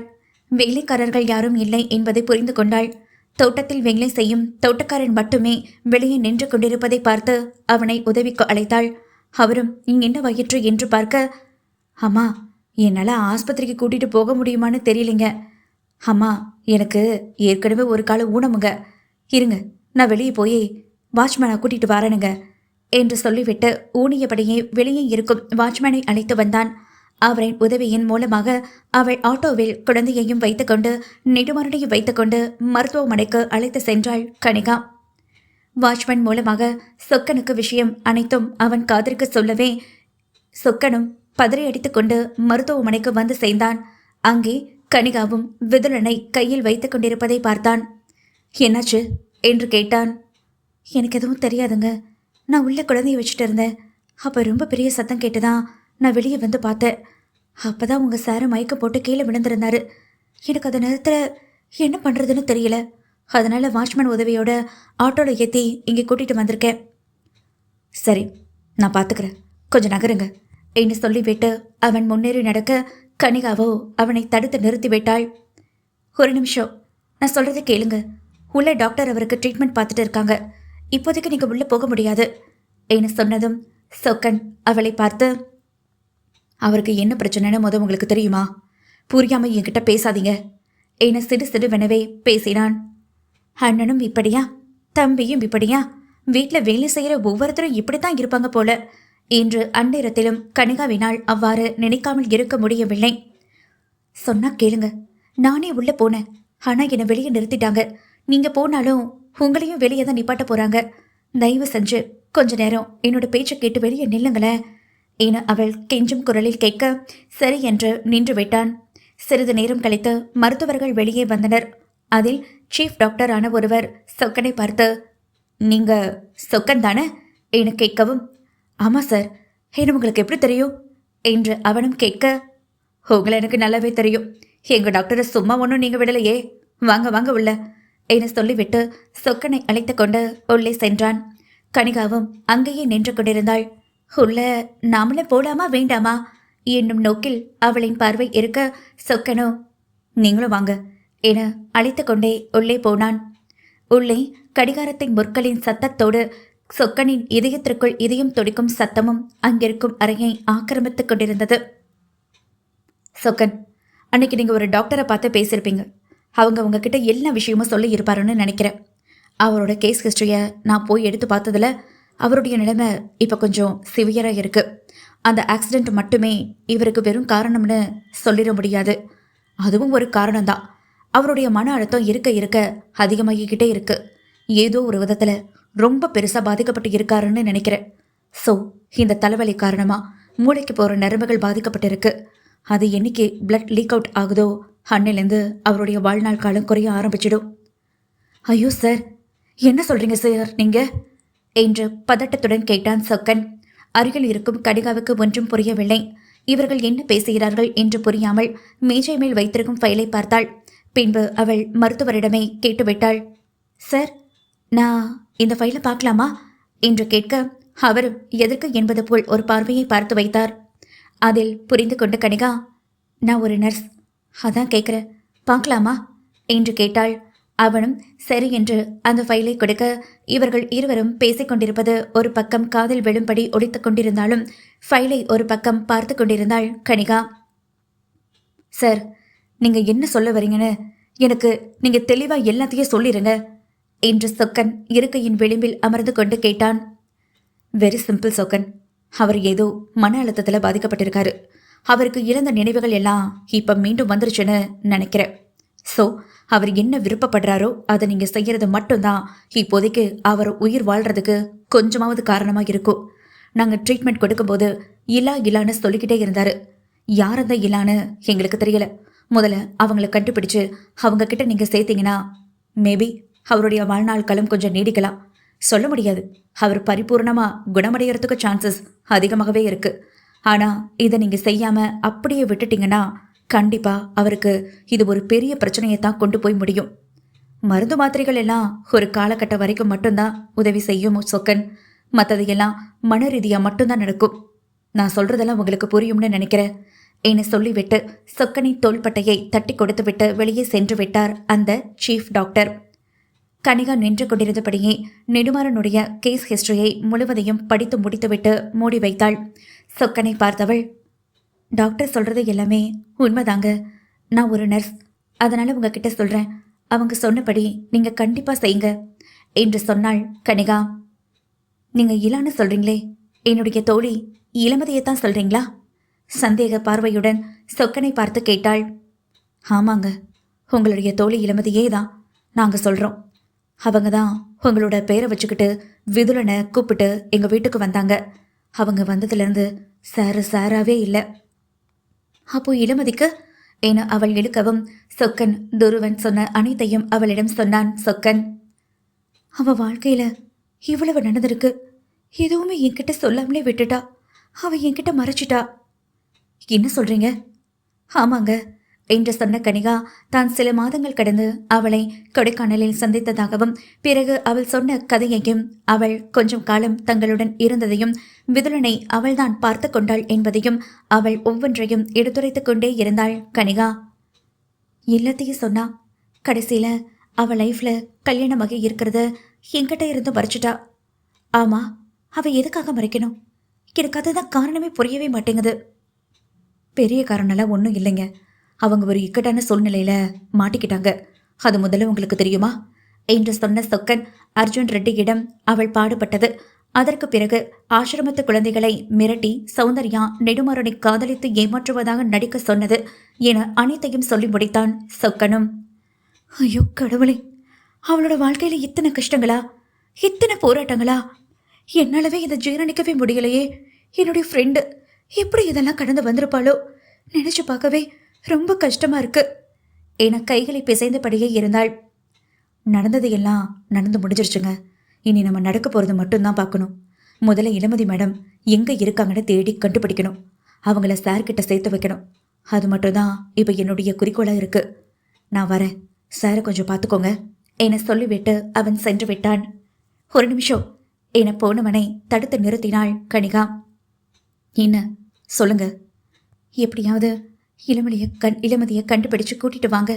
எனக்கு என்னுடைய இளமதி இப்பொழுதே பார்க்கணும் போல இருக்கு என கண்களில் கண்ணீர் கரை புரண்டு ஓடியபடியே அவள் கேட்கவும் சொக்கனின் மனம் என்னவோ போல் செய்தது. உங்களுக்காக நான் கூட்டிட்டு வரலைனாலும் கண்டிப்பா என்னோட சாரோட உயிரோட வாழணும். அதுக்காகவாது நான் கூட்டிட்டு வரேன், பயப்படாதீங்க என சொல்லிவிட்டு அவன் சென்று விட்டான். சொக்கன் இளமதியை தேடி சென்று ஒரு வாரமாகிவிட்டது. ஆனாலும் அவள் கிடைக்கவே இல்லை. சொக்கனும் எங்கெங்கோ தேடி பார்த்து களைத்து போனான். கடைசி வரைக்கும் உனக்கு தேடும் படலம் தாண்டா, போடா போடா. இங்கு மருத்துவமனையில் கண்முழித்த நெடுமாறன் முதலில் அழைத்தது இளமதி என்ற பெயரை மட்டும்தான். நிசப்தம், அவனின் குரல் மட்டும் ஓங்கி ஒளிர்ந்தது. அந்த சத்தம் கேட்டு கனிகா உள்ளே வந்து பார்க்க இளமதி எங்கே என்ற ஒரே கேள்வியை மட்டும் அவளிடம் கேட்டான். அவளுக்கும் இவன் இளமதிதான் கேட்கிறான் போல என்று புரிந்து கொள்வதற்கு சில கன நிமிடங்கள் பிடித்தது. அவனுடைய முகமும் முகத்தில் தெரிந்த கோபமும் பிரதிபலித்தது. இளமதியை தேடிதான் சொக்கன் போயிருக்காரு, கண்டிப்பா கூட்டிட்டு வந்துருவாரு, நீங்க கொஞ்சம் காம்டவுன் ஆகுங்க என்று அவனிடம் நெருங்க போக கை வைத்து தடுத்து நிறுத்திவிட்டான். அங்கே நில்லுங்க. என் பக்கத்துல ஒரு அடி எடுத்து வச்சீங்கன்னா அதுக்கப்புறம் நான் என்ன பண்ணுவேன்னு எனக்கே தெரியாது. இப்போ இந்த நிமிஷமே இளமதியை நான் பார்த்தே ஆகணும். அவன் மட்டும் என் கையில கிடைச்சா கொன்னு போட்டு போயிட்டே இருப்பேன் என்று சொன்ன பதிலில் அவள் விதிர்விதிர்த்து போனாள் கனிகா. அட பாவி, கொலை பண்றதுக்கா அவளை நான் தேடி கூட்டிட்டு வர சொல்லியிருக்கேன்? என்னதான் இவனுக்கு பிரச்சனை? இளமதி இளமதின்னு பெணாத்துறான். கடைசியில இளமதி வந்தா கொலை பண்ணிடுவேன்னு சொல்றான். இது என்ன மாதிரியான பதில்? என்ன மாதிரியான காதல்? எனக்கு ஒண்ணுமே புரியவே இல்லையே என அவள் வெளி பிதுங்கி போய் நிற்க அவனோ கனிகாவின் பார்வையை துச்சமாக பார்த்துவிட்டு கையில் போட்டிருந்த குளுக்கோஸ் ட்ரிப்பை கழட்டி தூக்கி வீசி எறிந்தான். ஐயோ, இப்படியெல்லாம் பண்ணாதீங்க. டாக்டர் வந்து சொன்னதுக்கு அப்புறமா தான் எல்லா ப்ரொசீஜரும் பண்ணணும். நீங்க இப்படியெல்லாம் பண்ணக்கூடாது என்று கனிகா அவனிடம் மீண்டும் அருகில் எத்தனைக்கும் வேளையில் கனிகாவின் கழுத்தை பிடித்து நெருக்கி இருந்தான் நெடுமாறன். ஏய், இன்னொரு வார்த்தை என்கிட்ட நீ பேசுன, உன் குரல் வழியை இப்படியே நொறுக்கி கொன்னே போட்டுருவேன். விதிலன் இருக்கின்ற ஒரே காரணத்துக்காக தான் நான் உன்னை உயிரோட விட்டேன். உன் மேலேயும் எனக்கு சந்தேகம் இருக்கு. அந்த இளமதி மேல நானும் கொலை வெறியில இருக்கேன். என்னை சுத்தி இருக்கிறவங்க எல்லாருமே எனக்கு துரோகம் செஞ்சவங்களா தெரியுறீங்க. யாரையும் நான் நம்ப தயாராகவே இல்லை. கண்டுபிடிக்கிறேன், ஒவ்வொன்றையும் கண்டுபிடிப்பேன். எல்லாருக்கும் தக்க தண்டனையை கொடுப்பேன். என்ன சொன்ன? என்னோட அண்ணா உன்னை கொலை பண்ணான்னு சொன்னியா? எங்க அண்ணா கண்டிப்பா ஒரு நாளும் அந்த மாதிரியான இழிவான செயலை செஞ்சிருக்க மாட்டான். உனக்கு ஒன்று தெரியுமா? எங்க அண்ணன் உன்னை எப்படியெல்லாம் காதலிச்சாங்கிற எதை என்கிட்ட சொல்லியிருக்கான். அவளை விட்டுட்டு வந்துரு, அன்னைக்கு துரோகம் செய்யாதன்னு நான் சொன்னேன். ஆனா அவரு அதெல்லாம் ஒரு நாள் கூட கேட்டதே கிடையாது. எனக்கு என்னுடைய லைஃப்ல இனி அவன் மட்டும்தான் இனிமேல்னு சொன்னாரு. அப்படி இருக்கிறவன் எதுக்காக உன் மேல தேவையில்லாம சந்தேகப்படணும்? அப்படின்னா நீ அதுக்கு ஏத்த மாதிரி நடந்திருப்ப. ரைட் என்று சொன்னதும் கனிகா அவன் பிடித்து இருந்த கையை வேகமாக உதறிவிட்டாள். வார்த்தை அளந்து பேசணும் மிஸ்டர் நெடுமாறன். நீங்க எங்க அண்ணனை சந்தேகப்படாம இருந்திருக்கலாம். எப்படி எப்படி உங்க அண்ணாவை நான் சந்தேகப்படாம இருக்க முடியும்? என் கண்ணால நான் பார்த்தேனே, அவர் தான் எனக்குள்ள செஞ்சது. திருப்பி திருப்பி என்னால ஒரே விஷயத்த சொல்லிட்டு இருக்க முடியாது. இது உண்மை உண்மை உண்மை. நான் என்னோட 2 கண்ணால பார்த்தேன். அவர் தான் எனக்குள்ள செஞ்சாரு என சொல்லி முடிக்கவும் அவள் கன்னத்தில் பலார் என்று ஒரு அறை விழுந்தது. யார் என்று பார்க்க அங்கே விஜயன் நின்று இருந்தான். அண்ணா. விஜய்.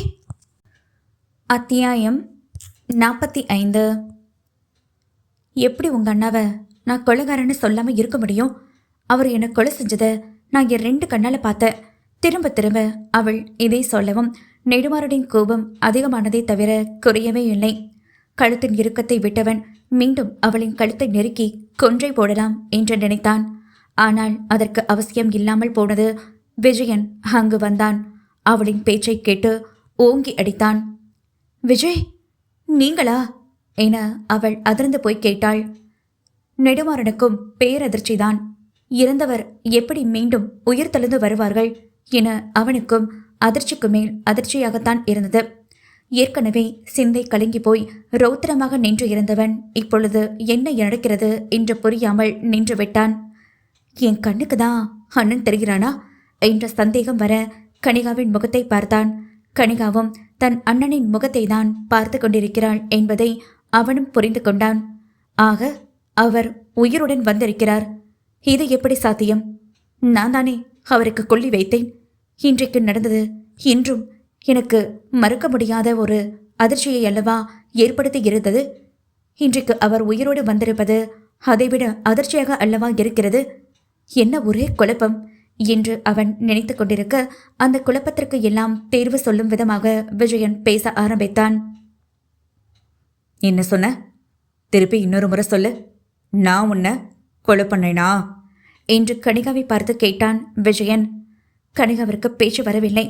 நாவெல்லாம் வறண்டு போய்விட்டது. தொண்டையெல்லாம் காய்ந்து போய்விட்டது. அவனிடம் என்ன பேசுவது என்று தெரியவில்லை. இறந்து போய்விட்டான் என்ற தகவலை நெடுமாறனின் மூலமாக தெரிந்து கொண்டவள் மீண்டும் அவன் வருவான் என்று நினைத்து கூட பார்க்கவில்லை. அவன் நேரடியாக வந்து அவளிடம் பேசும் பொழுது அவளுக்கு தூக்கி வாரி போட்டது. அது மட்டுமல்லாது கையில் வைத்திருக்கும் குழந்தையை இருக்க அணைத்து கொண்டாள். ஆனால் விதலனோ தன் தகப்பனை கண்ட சந்தோஷத்தில் அப்பா அப்பா என்று அவனிடம் ஓட பார்த்தது. கனிகாவிடம் பேசியவன் அவள் கையில் இருந்த குழந்தையை பார்த்ததும் பல மாதங்கள் கழித்து தன் குழந்தையை பார்க்கிறோம் என்ற சந்தோஷத்தில் குழந்தையை வாங்கிக் கொண்டான். அவளும் எந்தவித மறுப்பும் இல்லாமல் குழந்தையை கொடுத்தும் விட்டாள். டேய் குட்டி பையா, அப்பா இல்லாம நீ ரொம்ப தவிச்சு போயிருப்பல்ல. நானும் நீ இல்லாம ரொம்ப தவிச்சு போயிட்டேன்டா. இந்த பிஞ்சு முகத்தை பார்க்காம நான் எத்தனை நாள் கலங்கி போய் நின்னேன்னு எனக்கு மட்டும்தான் தெரியும் என்று முகமெல்லாம் குழந்தைக்கு முத்தம் வைத்தவன் கனிகாவை பார்த்தான். எரித்து விடுவது போல் ஒரு பார்வையை பார்த்து வைத்தான். என்ன பார்வை இது? என் மேல கோவப்பட்டு என்ன ஆகப் போகுது? நான் தான் சொல்ல போனா அவர் மேல கோபப்படணும். ஆனா அவர் என் மேல கோவப்படுறாரே. விஷ ஊசி போட்டு என்னை கொன்னது மட்டும் இல்லாம இழிவா பேசி அந்த ஸ்ரீதர் டாக்டரோட சம்மந்தப்படுத்தி பேசியத நான் எப்படி மறக்க முடியும் என்று நினைத்து கொண்டாள் கனிகா. சொல்லுடி, நான் கேட்ட கேள்விக்கு இன்னும் பதிலே வரல. நான் உன்னை கொலை பண்ணேனா? கேட்ட கேள்வியே மீண்டும் கேட்கப்பட்டது. கனிகாவும் திக்கி திணறி ஆமாம் என்ற ஒற்றை வார்த்தை சொல்வதற்கு படாத பாடுபட்டாள். இறுதியாக சொல்லியும் விட்டாள். ஆமாம் என்று சொன்னாள். நான் உன்னை கொலை பண்ணேனா? ஆமா, அது நீங்க தான். நான் எங்க போனாலும் இதைத்தான் சொல்லுவேன். நான் என்னோட 2 கண்ணால பார்த்தேன் என அவள் சொன்னதும் விஜயனுக்கு கோபம் குபு குபுவென வந்துவிட்டது. தான் இவ்வளவு ஆசையாக காதலித்து திருமணம் செய்து கொண்டோம். அவளுக்கு என்மேல் ஒரு துளி கூடவா நம்பிக்கை வராமல் போயிருக்கும்? 2 வருட வாழ்க்கை அவளுக்கு என்மேல் இப்படி ஒரு சந்தேகத்தை விளைவித்து விட்டதா? என் ரூபத்தில் ஒருவன் கொலை செய்துவிட்டு போயிருக்கிறான். அதை கூட அவளால் புரிந்து கொள்ள முடியவில்லையா? அதையெல்லாம் கூட விட்டு தள்ளுவோம். கண்களால் பார்த்துவிட்டால் கண்டிப்பாக யாராக அந்த நிமிடத்தில் நம்பிவிடத்தான் செய்வார்கள். அதை நான் ஒத்துக்கொள்கிறேன். ஆனாலும் அவளின் மனதில் நான் சந்தேகம் படும்படியாக வாழ்ந்திருக்கிறேன். என்னவன் என்னிடத்தில் இப்படி நடந்து கொள்ள மாட்டாரே என்று அவள் ஒரு நிமிடம் கூடவா நம்பாமல் போய்விட்டாள். அந்த அளவிற்கு நான் அவளிடம் அன்பையும் பாசத்தையும் காதலையும் காட்டவில்லையா? என் தரப்பில் என்ன தவறு இருக்கிறது? இவளை காதலித்ததை தவிர இவளுக்காக நான் எத்தனை உண்மையாக இருந்தேன். என்றைக்கு இவளின் கரத்தை நான் பிடித்தனோ சண்டாளி சௌந்தர்யாவை விவகாரத்து செய்து விட்டேன். இப்படி இருந்தும் இவள் என்னிடத்தில் இப்படி ஒரு அவநம்பிக்கை கொள்ளலாமா? ஒரு நிமிடம், ஒரே ஒரு நிமிடம் என்னை பற்றி அவள் சிந்திக்க மாட்டாளா? என் கணவன் அப்படியெல்லாம் பேச மாட்டாரே, என் கணவன் இப்படியெல்லாம் நடந்து கொள்ள மாட்டாரே, இதில் ஏதோ ஒரு தவறு இருக்கிறது, ஏதோ ஒரு சதி நடந்து இருக்கிறது என்று அவள் நம்ப மாட்டாளா? படித்தவள் தானே. தாறுமாறான எண்ணங்கள் அவனின் மனதில் வழிந்து ஓடியது. நான் உன்னை கொலை பண்ணணும்னு நினச்சிருந்தா எப்போவும் உன்னை நான் கொலை பண்ணியிருப்பேன். ஏன் நான் இப்போ உன்னை கொலை பண்ணணும் என்று கேட்டான் விஜயன். அவன் கேட்ட இந்த கேள்விக்கும் கனிகாவிடம் பதில் இருந்தது. ஏனெனில் ஸ்ரீதருக்கும் அவளுக்கும் தப்பான உறவு முறை இருப்பது என்று சொல்லித்தானே அவன் இவ்வாறு செய்தான். எனவே அவள் அதையும் சொல்லிவிட்டாள். என்னமோ புரியாத மாதிரி கேட்குறீங்க. எனக்கும் ஸ்ரீதருக்கும் தவறான உறவு முறை இருக்குன்னு நினைச்சுதானே நீங்க என்னை கொலை பண்ணீங்க? எனக்காக பேச ஒரு சந்தர்ப்பம் கொடுத்தீங்களா? ஒரு வாய்ப்பு கொடுத்துருக்கலாமே. அவருக்கும் எனக்கும் எந்த விதமான சம்பந்தமும் இல்லை. எனக்கும் அவருக்கும் எந்த தப்பான உறவு முறையும் இல்லை. அவர் யதார்த்தமாக தான் அந்த ஹாஸ்பிட்டலுக்கு வேலைக்கு சேர்ந்தாரு. ஆனா நீங்க என் மேல தேவையில்லாம சந்தேகப்பட்டுட்டீங்க. என்னடி கதை விடுற? நான் உன்னை சந்தேகப்பட்டேனா? நான் உன்னை சந்தேகப்படுறது என்னையவே நானே சந்தேகப்படுறதுக்கு சமம் என்று சொன்னதும் கனிகாவின் பார்வை அடிபட்டது போல் இருந்தது. பேசுறதெல்லாம் பேசியாச்சு. சினிமா டைலாக்கெல்லாம் வேண்டாம். நீங்க என்ன கொலை பண்ணதை நான் பார்த்தேன். நான் பொய் சொல்லலாம், ஆனா என் கண்ணு பொய் சொல்லாது. இனிய காதலிக்கிறேங்கிற பேர்ல காதலிச்சு குழந்தையையும் கையில கொடுத்துட்டு கடைசியில உங்களோட பதவிக்கும் உங்களோட தகுதிக்கோ நான் தகுதி இல்லாதவன்னு தெரிஞ்சதுக்கு அப்புறமா எப்படி கழட்டி விடலாம்? அதை நினைச்சுதான் என்ன இப்படி ஒரு இழிவான பொய் சொல்லி என்ன கொலை பண்ண முயற்சி செஞ்சீங்க. நல்ல வேளை என் குழந்தைக்காக நான் மறுபடியும் உயிர் பிழைச்சு வந்திருக்கேன். விஜயன் அருகிலேயே இருந்த நெடுமாறனை பார்த்தாள். என்ன மிஸ்டர் நெடுமாறன், அண்ணன் இறந்து போனதா சொன்னீங்க, ஆனா இப்ப உயிரோட வந்திருக்காரு. என்ன 2 பேரும் சேர்ந்து நாடகம் ஆடுறீங்களா? உங்களோட திட்டம் தான் என்ன? உங்களுடைய எண்ணம் தான் என்ன? எனக்கு ஒண்ணுமே புரியல. இனியும் நான் இங்க இருந்தா பைத்தியம் பிடிச்ச எங்காவது மென்டல் ஹாஸ்பிட்டலுக்கு தான் போகணும் போல. என்னை விட்டுருங்க, என் குழந்தைக்கும் விட்டுருங்க. நான் இங்கிருந்து கிளம்பி போய்கிட்டே இருக்கேன். போறதுக்கு முன்னாடி ஒன்று சொல்லிட்டு போறேன். என்னுடைய தோழிய தயவு செஞ்சு தேடுறத நிறுத்திடுங்க. அவள் நீங்க வேண்டாம்னு நினைச்சுதான் போயிருக்கா. அவளாவது சந்தோஷமாவது இருக்கட்டும். திருப்பி அவளை கூட்டிட்டு வந்து அவளோட வாழ்க்கையும் நரகமாக்கிடாதீங்க. உங்க அண்ணன் பண்ண மாதிரி. உங்க 2 பேருக்கும் சொல்லிக்கிறது ஒன்று தான். அதை மட்டும் சொல்லிடுறேன். தயவு செஞ்சு உங்களோட தகுதிக்கும் தராதரத்துக்கும் ஏத்த பொண்ணுங்களா பார்த்து கல்யாணம் பண்ணிக்கோங்க. இல்ல பண்ணாம கூட போங்க. அது இன்னும் நல்லதாவே இருக்கும். தேவையில்லாம எங்களை மாதிரி இருக்கிற அனாதை பொண்ணுங்களோட வாழ்க்கையை கெடுத்துறாதீங்க. குழந்தையை தூக்கி கொண்டவள் வேகமாக நடந்து முன்னேறினாள். அவளின் பேச்சை கேட்ட விஜயன் அவள் முன்னேறி நடப்பதை பார்த்ததும் அவளின் கையை இழுத்து பிடித்தான். கையை எடுங்க, என்னை போக விடுங்க. நான் சொல்றதெல்லாம் முழுசா கேட்டு அதுக்கப்புறமா நீ போகணும்னு நினைச்சா இப்பவே இந்த நிமிஷமே கிளம்பி போய்கிட்டே இரு. உன்னை நான் தடுத்து நிறுத்தவே மாட்டேன். என்னோட வாழ்க்கையில் நான் நிறைய துரோகத்தை பார்த்துட்டேன். அதனால் நீ போகிறதையும் என்னால் ஏற்றுக்க முடியும். நான் சொல்கிறத கேளு. அதுக்கப்புறமா போகலாமா வேணாமான்னு நீ தான் முடிவெடுக்கணும் என்று சொன்னான் விஜயன். சொல்றதுக்கு என்ன இருக்கு? அதான் அண்ணனும் தம்பியும் அழகா சேர்ந்து டிராமா ஆடிட்டு இப்ப என்னென்னமோ பேசுறீங்க. நீங்க பேசுறதுல உண்மைன்னு நம்புறதுக்கு நான் ஒன்றும் பழைய கனிகா ஸ்ரீ கிடையாது. இப்போ நான் நிறையவே மாறிட்டேன்.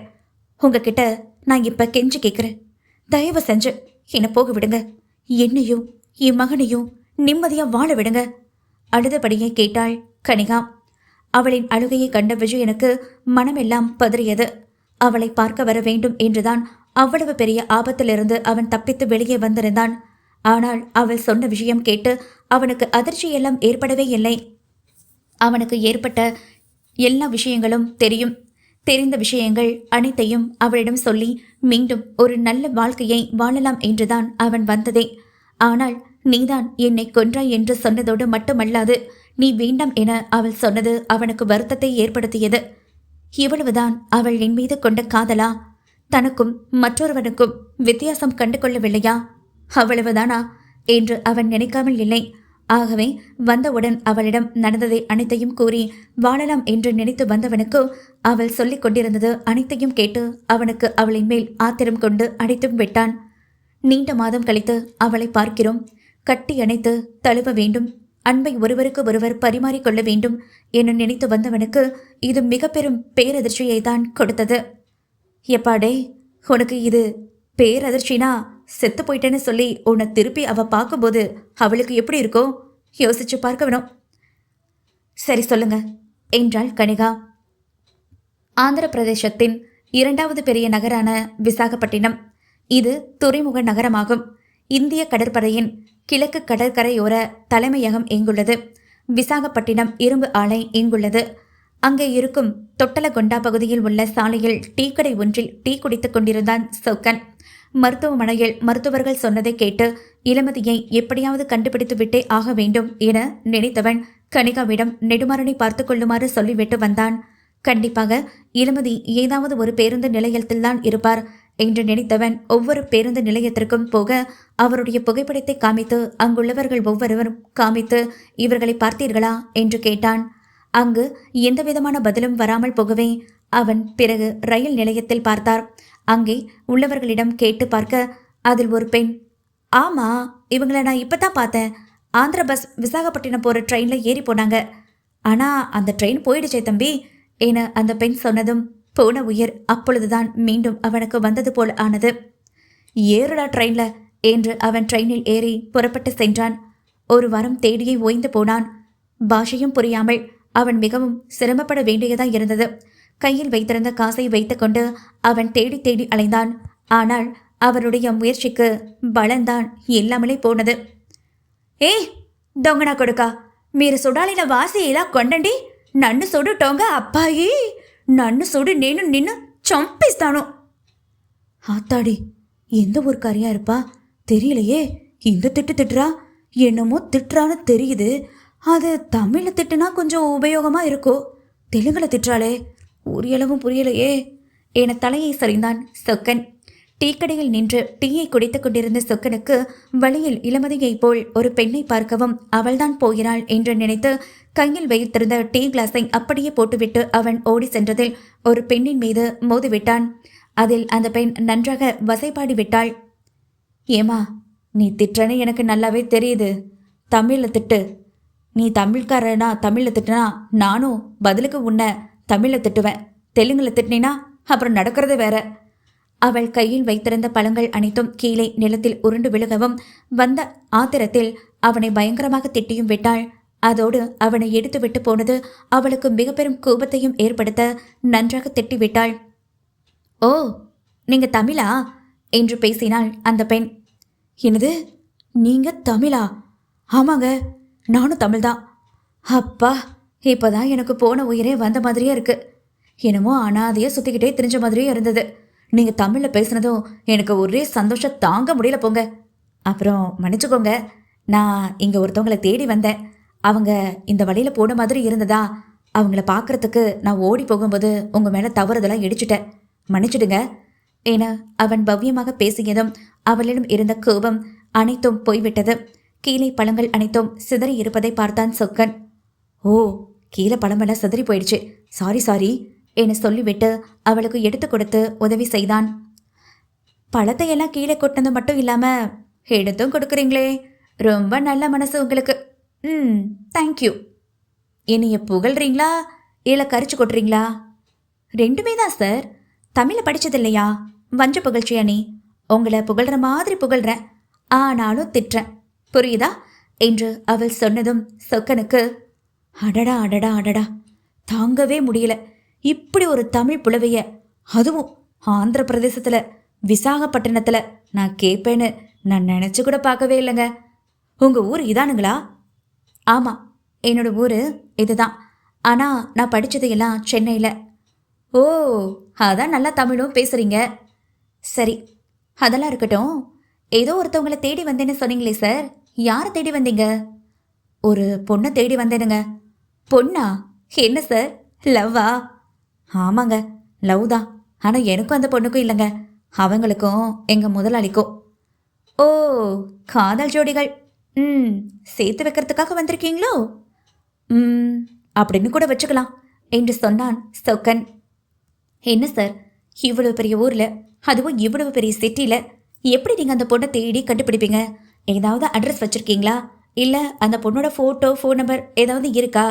எப்படி கண்டுபிடிச்சு தேடி உங்கள் முதலாளிகிட்ட கொண்டு போய் சேர்க்க போகிறீங்க? என்னங்க பொசுக்குன்னு இப்படி சொல்லிவிட்டீங்க? நானே தமிழ்நாட்டுக்காரன், கொஞ்சமாவது மூளை இருக்குமுங்க. அப்படியெல்லாம் இல்லாமல் வந்திருப்பேனா? இதோ இதாங்க, இது பொண்ணோட ஃபோட்டோ, பேரு இளமதி.